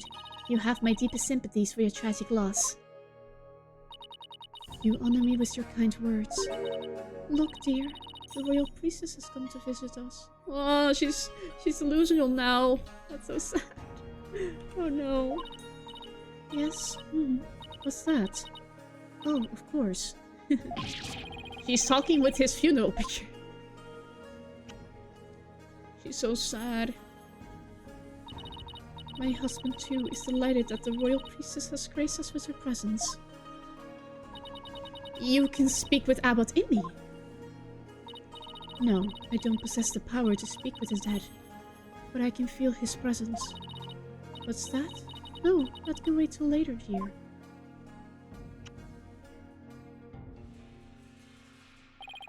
She's definitely speaking with him. So, your benevolence. What is it that brings you to my humble abode? This lawyer is investigating your husband's death. And I am watching him to ensure he does not tamper with any of the evidence. I know this must be difficult, but could I ask you some questions? A good friend of mine has fallen under suspicion, you see. A friend of yours? So then, you must be Maya's friend from the States, correct? That's right.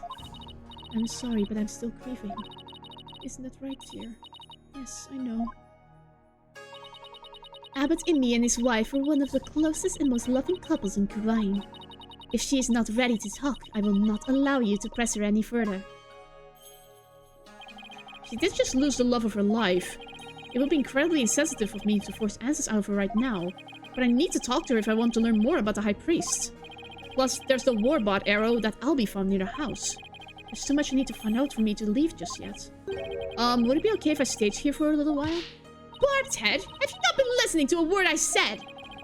Look, your benevolence, I'm sorry for her loss, but I'm running out of time.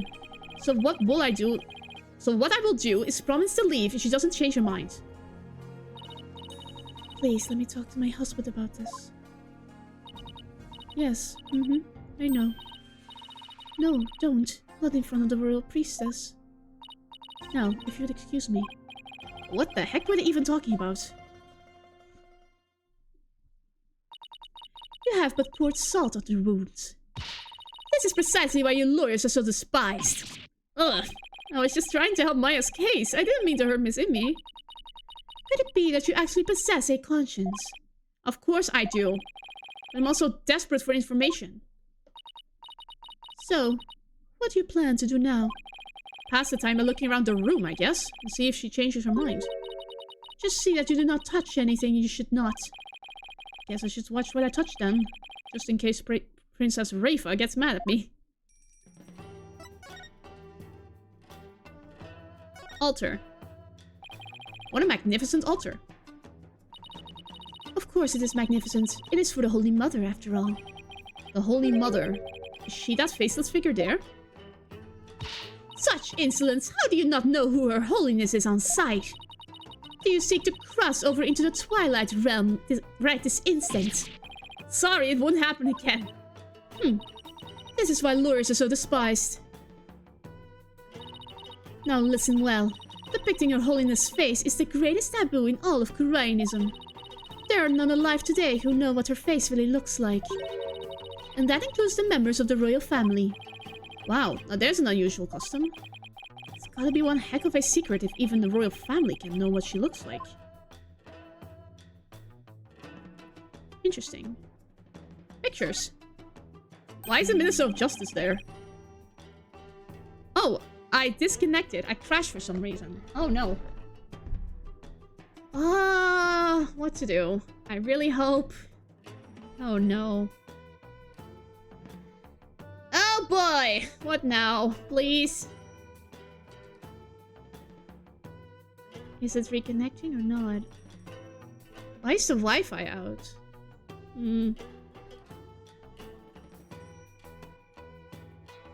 Yeah, this is not going to go well. 1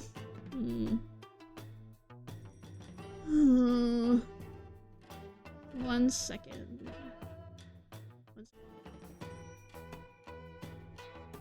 1, 2, 3. Is it working again? 1, 2, 3. Is it working again, chat? Please. I don't know what happened. Just... We're so back! Yes, it is. That's the good news. I don't know what just happened. My internet just crashed. Like, the whole house just went without internet for a second. My apologies, chat. But it's okay now. We're back as it is. So, let's continue. I hope not many people left. Whew. Okay, let's continue. Isn't this that justice minister I met? But who's the woman in the picture next to him? She looks really important. Could she be the Queen of Korain? Maybe. She does look like the Holy Mother. Bag. There's a steel samurai patch on this bag. Guess the bag must be Maya's. She's probably left it here while she was performing the rite. Oh, that's a rebel poster. Oh, it's a wanted poster for the rebel escapee everyone's talking about. What? Let me see that. Wow! That's Arabal, senior member of insurgent leadership and former paratrooper of a foreign land, wanted for crimes against the kingdom. Considered armed and dangerous. So he's ex-military, huh? His appearance alone exudes menace. He must be captured at once. Interesting. Is something wrong? The bounty is $3 million. Money that comes out of the people's tax payments. Really? I shall have it lowered to about $1 million. You seem unexpectedly concerned with the people's welfare. Unexpectedly? How rude! Dana has always taught me that kingdoms do not value their people come to ruin. As Crown Princess, it is only natural that I care for my people. How about sending some of that kindness this way? Well, I suppose I could. If you quit being a lawyer and pay taxes to our kingdom, that is. Oh well, it was worth a shot. Oh, that's fun. Okay. This looks like a wastebasket. Hey, there's an envelope sticking out. Oh, there are 3 holes in a row near the top. Now, where have I seen holes like these before? Scrounging around in other people's garbage like some stray dog. You are a pitiful creature indeed. What does it say here? Say what you will, but I've got a job to do. It says to the High Priest. You cannot even read. You are even more pitiful than I thought. Thanks, and I will keep your words of wisdom in mind, your benevolence. Guess I should have studied some Koreanese before I came. So the envelope was addressed to the High Priest, huh? But it's empty. Still, something about it. I better hang on to it.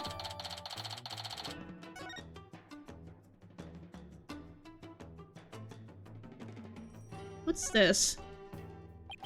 Is this a piece of art or some sort? What a beautiful orb. Is something the matter? Barbed head, take 1 step back. Okay, done.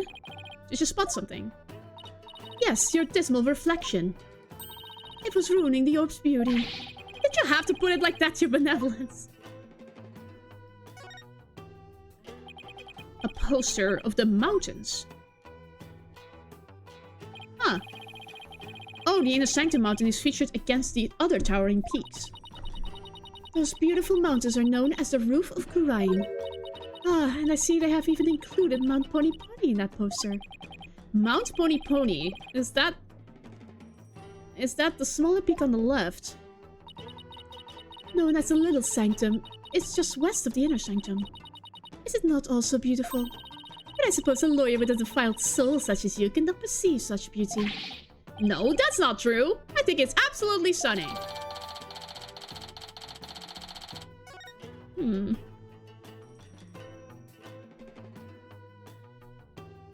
Is that spikes? What is the scary looking spiky thing? It is a floor cushion for heightening a practitioner's mental focus. Your ignorance astounds me. There's not a soul in Kurain who would not recognize this. A floor cushion? You mean you're supposed to sit on this? How else would you suggest it be used? Looks like a torture device to me. A game. This game looks kind of like checkers or chess. You mean to say you have never heard of Kachu Demal? No. I've heard people describe it as Koreanese chess. So 2 players take turns moving their pieces in a bid to capture the other's king. Not quite.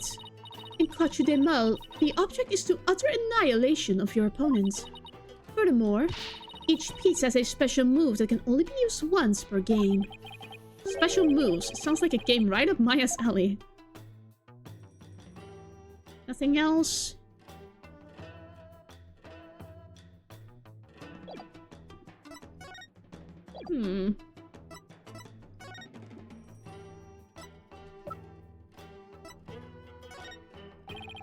Dama, for your thoughts?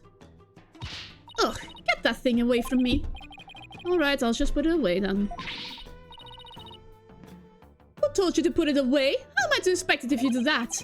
Keep it out, put it away. I wish she'd make up her mind. There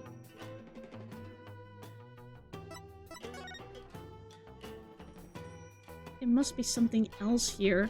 Right? Right? Oh, television, duh. Oh. What show is this? It is the Blunt Punisher, warrior of Neo-Twilight Realm. Oh my god, they have a Koreanese spin-off. It's based on Lady Kira and is the #1 action hero shown in Korean. The Plumed Punisher, warrior of Neo-Twilight Realm? Yes, it is an entirely original show created right here in our kingdom. I'm not so sure about its originality, given its overall look and that theme song. Is something the matter? Well, it's just, we have an action hero show back home that is really similar to this. I'm guessing this shows why Maya is so into Lady Kira. Warrior of Neo Tokyo! Honestly, the theme song is exactly the same as the one from Maya's favorite show. The Steel Samurai, warrior of Neo-Old Tokyo. It is a popular action hero series filmed right in LA. Set in a city known as Neo-Old Tokyo, it pits the Steel Samurai in mortal combat against his nemesis, the evil magistrate. Maya's collected DVDs and merchandise from that series as long as I've known her. The Plumed Punisher seems awfully similar to the Steel Samurai. The Plumed Punisher originated here, in Kurain. Is that clear, Barbed Head? Yes, your benevolence. Note to self, never suggest that again. Lady Believe has not had a change of heart. I'm simply waiting, shall not change that. Can't we wait just a little longer? I wonder if she'll ever open up. Oh, you're still here. Lady Believe. Miss Immi. Believe in me. Oh god, no! Do you think you're ready to talk? Is it okay with you, dear? Yes, I will let him know. Lady Believe, you don't have to speak to this lawyer if it's not your wish. No, it's quite alright. If my husband were still with us, it would say. As much as it pains me to have my lovely wife speak on such matters. If it would help to find the truth, then ask whatever you may. Okay, I'll take you up on your generous offer. Wait, does Miss Immi call herself lovely just now? Well, whatever are you waiting for? Ask your questions quickly, so your departure may just be as swift. Yes, of course. Tarust in me. Do you have any idea why your husband might have been killed? Why is he acting different or doing anything out of the ordinary lately? No, I don't recall anything of the sort. This is really difficult. Did anybody have a grudge against him? He was a kind man and one of peace. He would never do anything that would cause someone to bear a grudge against him. Oh no! Psyche locks! Oh no. These are psyche locks! This means Miss Immi is trying to hide something from me. This is the Magatama Maya gave me all those years ago. And it has a really amazing power. It reacts if someone is hiding something. And allows me to see the psyche locks that are holding that person's mind shut. Whenever I see any, I only have to present my Magatama to try and unlock them. Unlocking them all usually allows me to coax the truth out of someone. Take that! Let's go! Psyche locks! Psyche locks!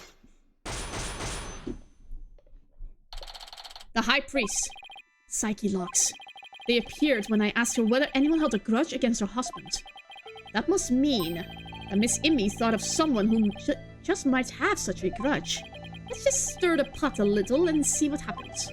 Miss Immi, I have an idea who your husband's real killer might be. That would be Maya, would it not? No, of course not. It has to be someone with a motive to kill him. This is who I believed had a reason to kill your husband. Lady Kira. It was a rebel hunter disguised as Lady Kira. Everyone's talking about her. Whoa! I know not of who you speak. Really? Because she even made the front page recently. I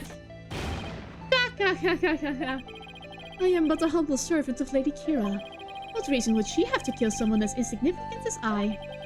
Actually, I have something that just might show why Lady Kira would kill Abbot Immi.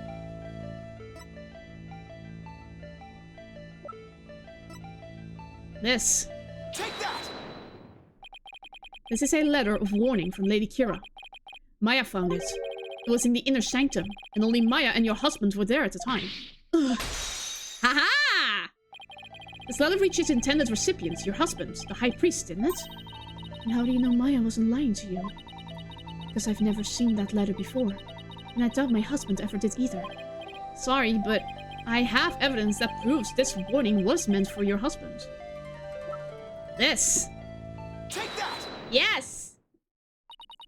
What's that? It's an envelope addressed to the High Priest. The warning letter was delivered to your husband inside this, wasn't it? Ugh. Yes. What nonsense is this? How can you prove the warning was delivered in this envelope? There's gotta be some way to prove it. Wait a second. Don't the envelope and the warning letter have something in common? Yes, it is. There is. I think there just might be something that links the envelope to the warning letter. There is. Yes, and that proof is right here on the warning letter.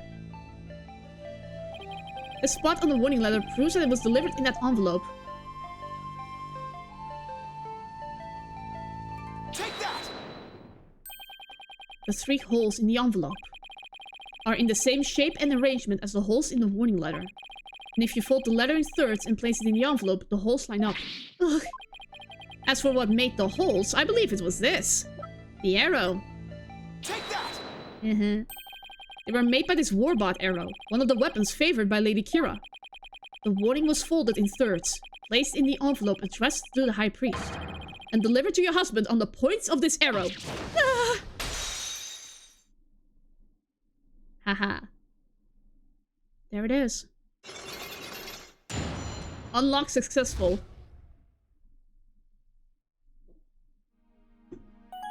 Gotcha. Are you ready to tell me the truth now? I admit the warning was sent to my husband, but he was not an insurgent. Then why did you keep it a secret? Because the authorities might have suspected him of being one if I hadn't. I guess that makes sense. If the rebel hunter was after him, I could see how people might at least suspect. We are a Kyrainis kingdom. As such, rising up against the monarchy is the same as blaspheming Kyrainism itself. Your husband was a devout priest of Kyrainism, and you feared that his good name would be tarnished if the warning went public. Yes, that makes sense, but is it the honest truth? What if the High Priest really was a rebel? The rebel hunter would have had a motive to kill him. Interesting. Still. This just doesn't feel like the right time to ask her about it. Could you tell me a little more about the warning? It arrived about 3 days before the purification rite. When we woke that morning, it was already there by the side of our bed. It was by the side of your bed? Yes, we had the whole house locked up tight. And yet someone still managed to slip in. Oh, it was so frightening, wasn't it, dear? But you didn't contact the police. Because you didn't want them to suspect your husband of being a rebel. That's right. If only we had told the police. Maybe Tarus would still be alive today.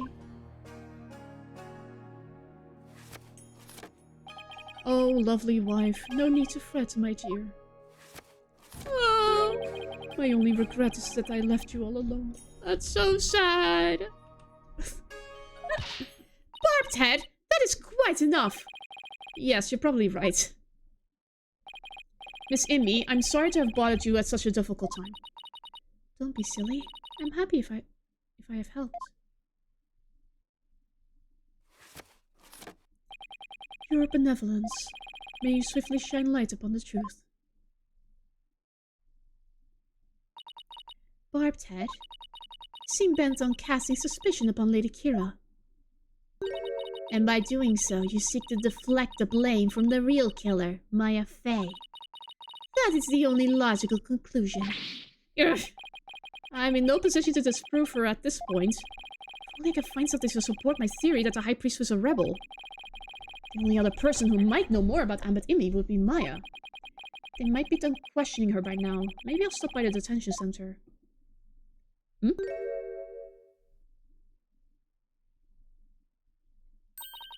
My mother has said what? It seems I must go. Did something happen? Yes, my mother has decreed that a rite shall be held for the High Priestess' passing, and that she shall conduct a prayer of lament therein. Her Eminence has so decreed, has she? Oh, but she should not concern herself with a humble priest like my husband. No, it is only natural, considering his meritorious service.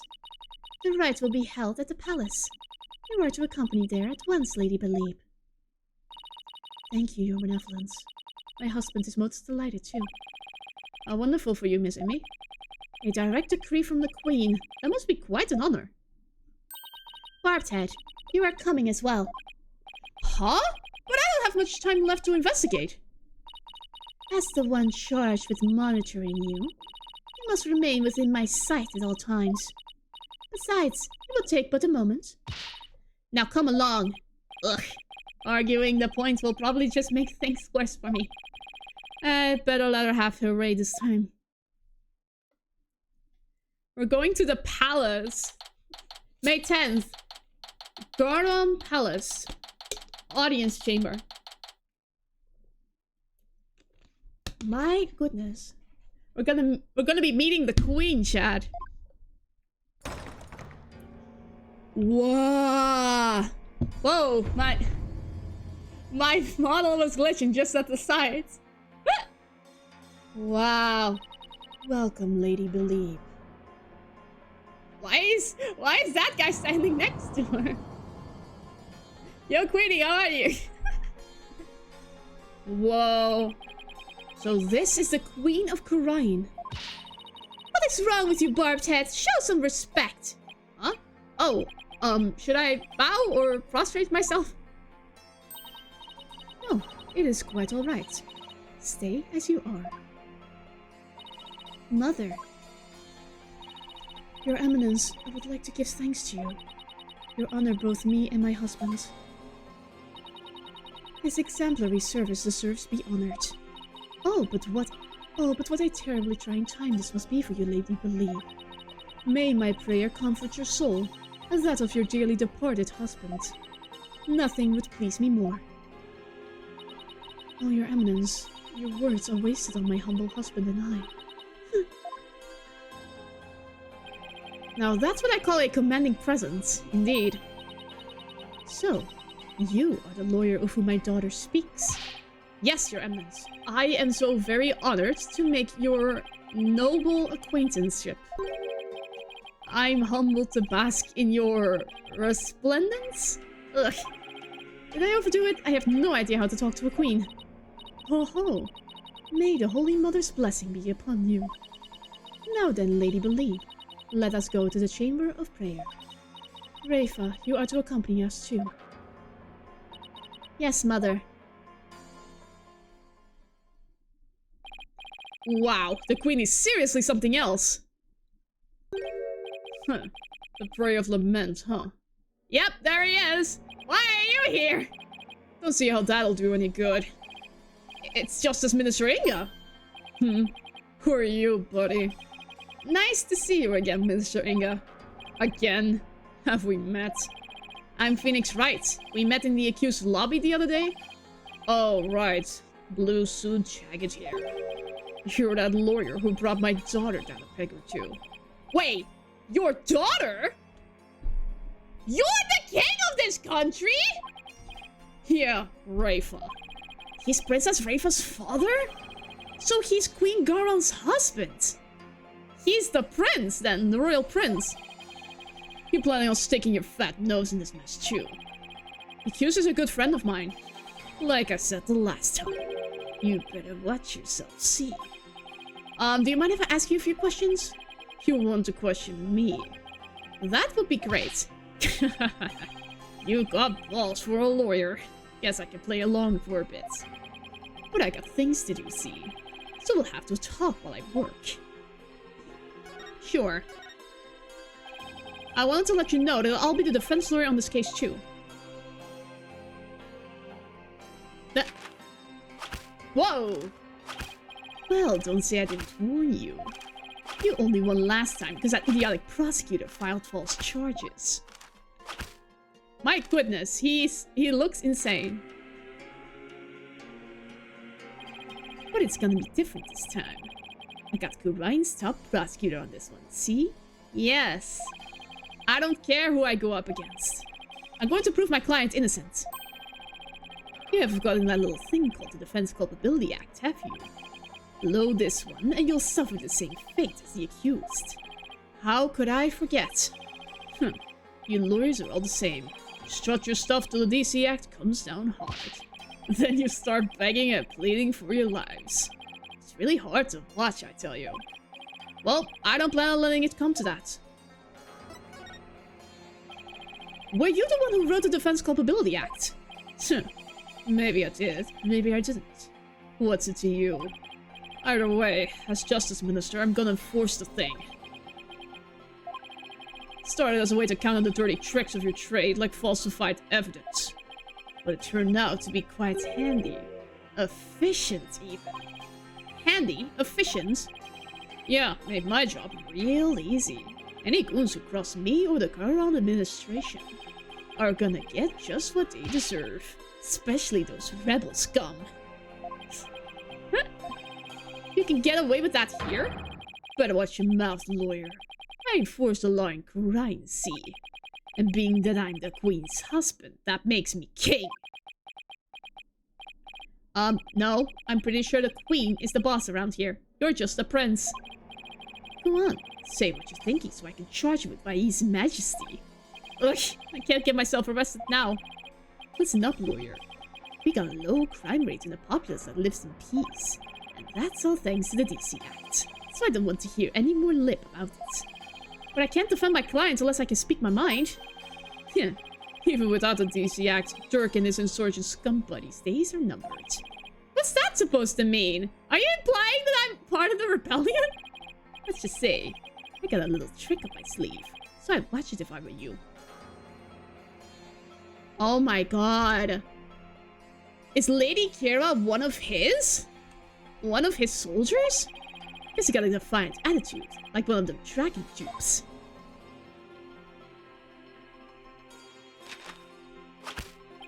Say, wait. You know what these are? No? What? Orders of execution. What? They really pile up if I start slacking off.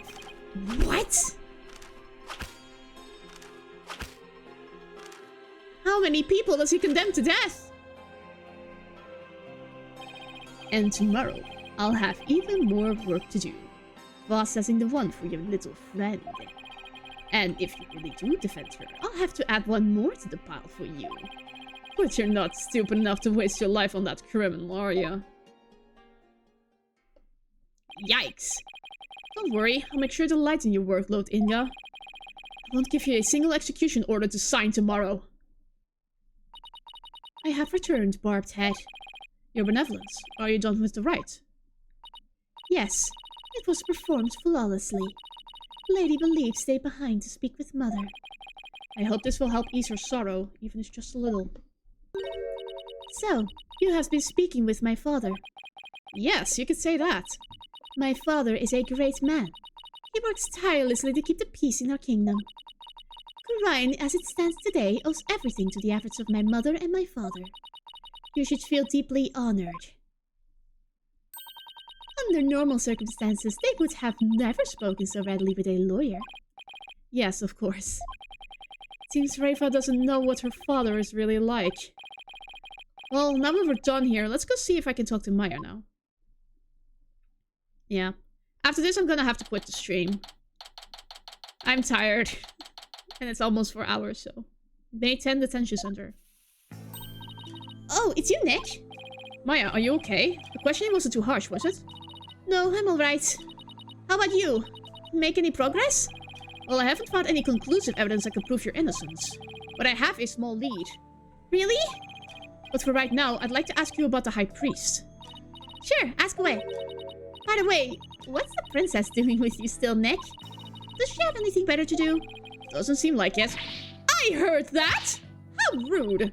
Of course I have many other things I could be doing. But you will not do it. It's just a thought, but do you think the High Priest could have been a rebel? A rebel? Why would you even think that? Because if he was, then the rebel hunter Lady Kira would have had a motive to kill him. What? Uh-oh, Princess Rafa overheard me. What idiocy is this? Abbot Imi, a rebel? It's beyond the pale. My mother has offered a prayer of lament to his soul. That is the sort of person he was. Alright, alright. I was just raising the possibility. I will not listen to such tomfoolery. She stormed out. Oh well, nothing we can do about that. Do you recall the High Priest doing anything suspicious? Come to think of it, he seemed unusually restless during the ride. He kept glancing up at the sky, though I have no idea why. He was restless and kept looking up at the sky. That doesn't really tell us much, does it? Anything else comes to mind? Sorry, that's about it. Guess this is all I'm going to learn about the High Priest right now. Oh, but there is one thing I should follow up on. That's secret, now that Rafa's gone.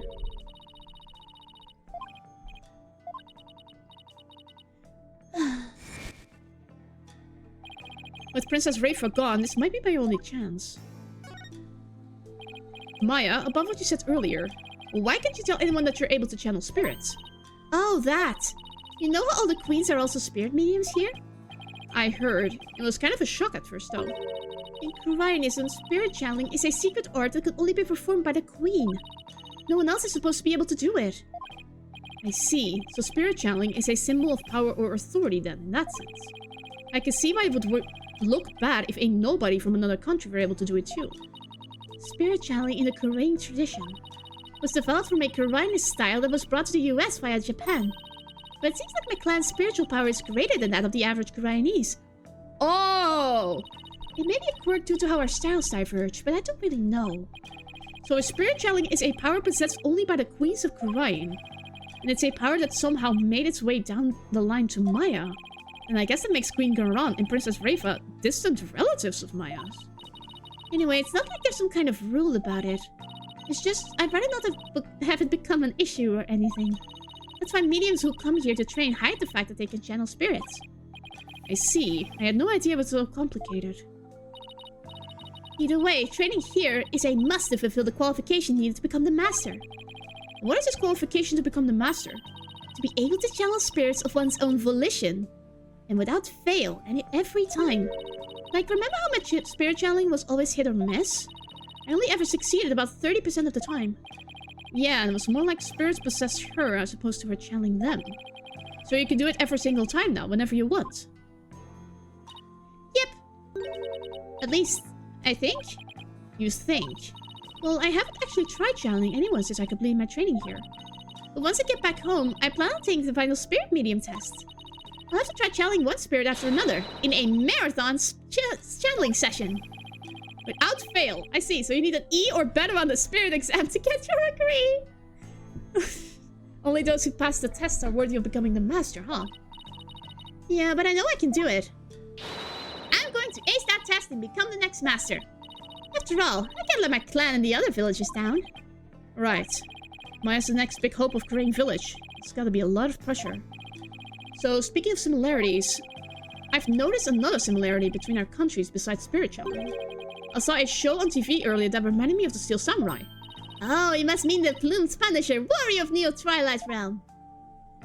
So you've already seen the Plumed Punisher. You really don't miss a beat. Actually, it was her benevolence who told me all about it. There is not a single person in Korean who does not know of it. Oh, your benevolence. You're back. As the royal priestess, I am charged with monitoring your movements. So I have changed my mind. For in order to fulfill my duty, I must not avert my ears, not even from your blasphemous theories. Her sense of duty is commendable. But I wouldn't mind if she backed off a bit. Great timing, your benevolence. It's actually something I wanted to show off to the both of you. Show off? Maya sure seems excited all of a sudden. Yep, ta-da! What's that? It's an ultra-rare Plumed Punisher strap. There's only one of them in the whole world. It was specially made to promote the TV show. You're the owner of this strap? Don't tell me, you're a Plumed Punisher fan too, your benevolence. No, of course not. Only little children watch that show. I have no interest in such things. Right. No, I am telling the truth. Sure, let's just leave it at that. So how did you get your hands on that, Maya? I found a kindred spirit in the Plumed Punisher fan here in Korean. It resulted in an exchange of cultures transcending national borders. And by cultural exchange, you mean you swapped the TV show promo merchandise? You bet. I traded my Steel Samurai watch for this strap. It's a super rare watch that plays the Steel Samurai theme song when the alarm goes off. My newfound Koreanese friend was so happy I got this one-of-a-kind strap in return. I guess there are people like that wherever you go, even here in Korean. What's this? When you press the Magatama on her belt, it plays the show's theme song. It sounds just like the Steel Samurai theme song. What are you talking about? Can't you hear the folk instruments in the intro and the exotic tones throughout? Plus, the Steel Samurai has Japanese taiko drums that go... in the intro!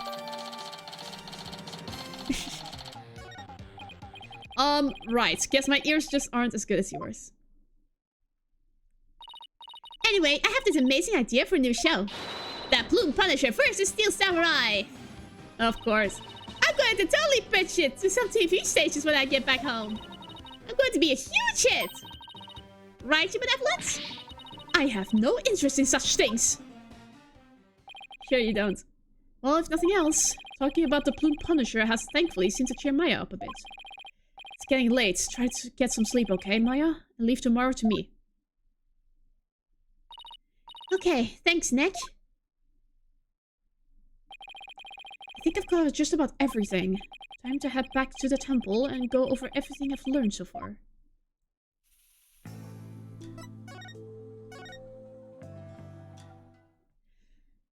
This game is so long. It really is. It's getting late. Won't be long until sundown.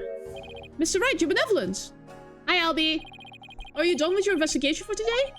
Pretty much. I thought I'd go over what I've learned so far. Care to join me? Yes, please allow me to help. Okay, first, we know that the High Priest received a warning 3 days ago. It was from someone claiming to be Lady Kira, and it told him not to perform the rites. That's right, it was a rebel hunter, but what of it? That's what I'm not sure of yet.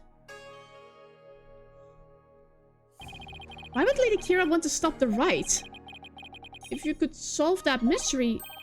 Right, I could figure out her motive for threatening the High Priest. It might be the break I need, but I just don't know enough right now to act on that lead. How unfortunate for you, Barbed Head.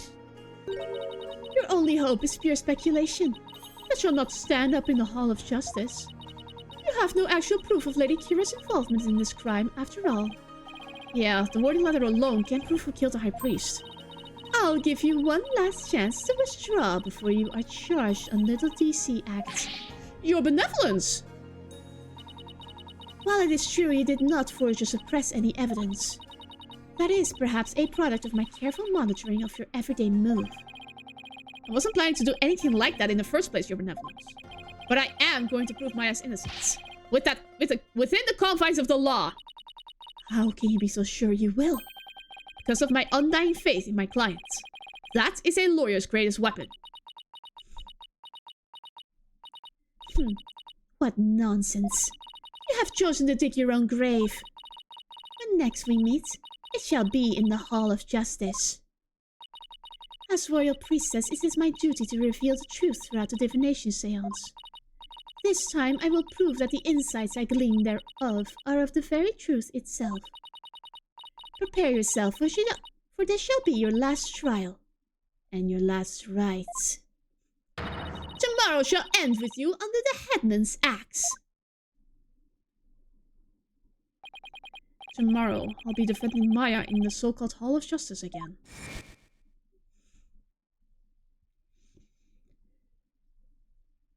Yay!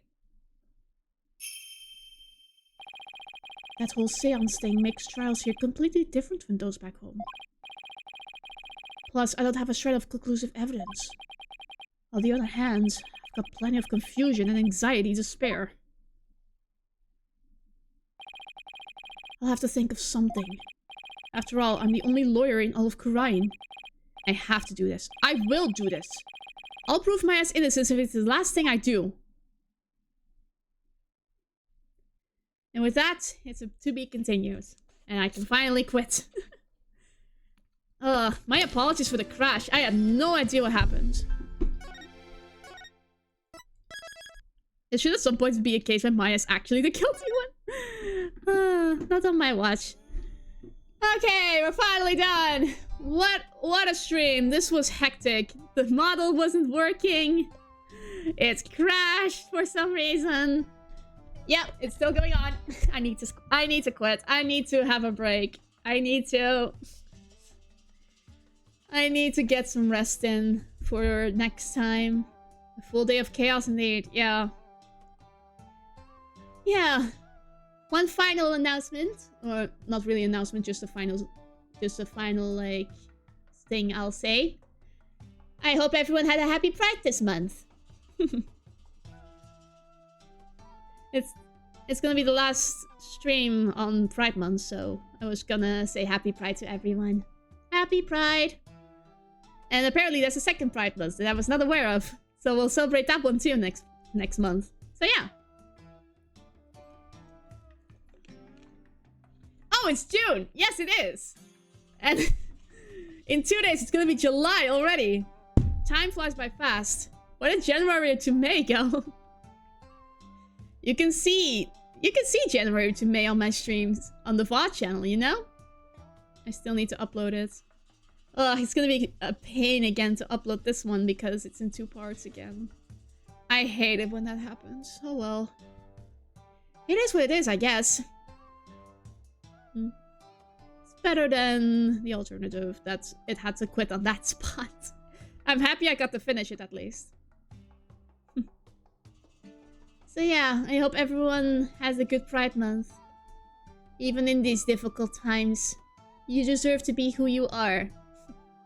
No one gets to tell you how to feel inside, you know, and who you identify as. Everyone has the right to figure that out for themselves and stand behind it fully. Yeah, I had that journey too. Okay, so with that said, I'm going to rest because this model is getting restless. Thank you very much for watching, everyone! And I will see you all next week. Peace.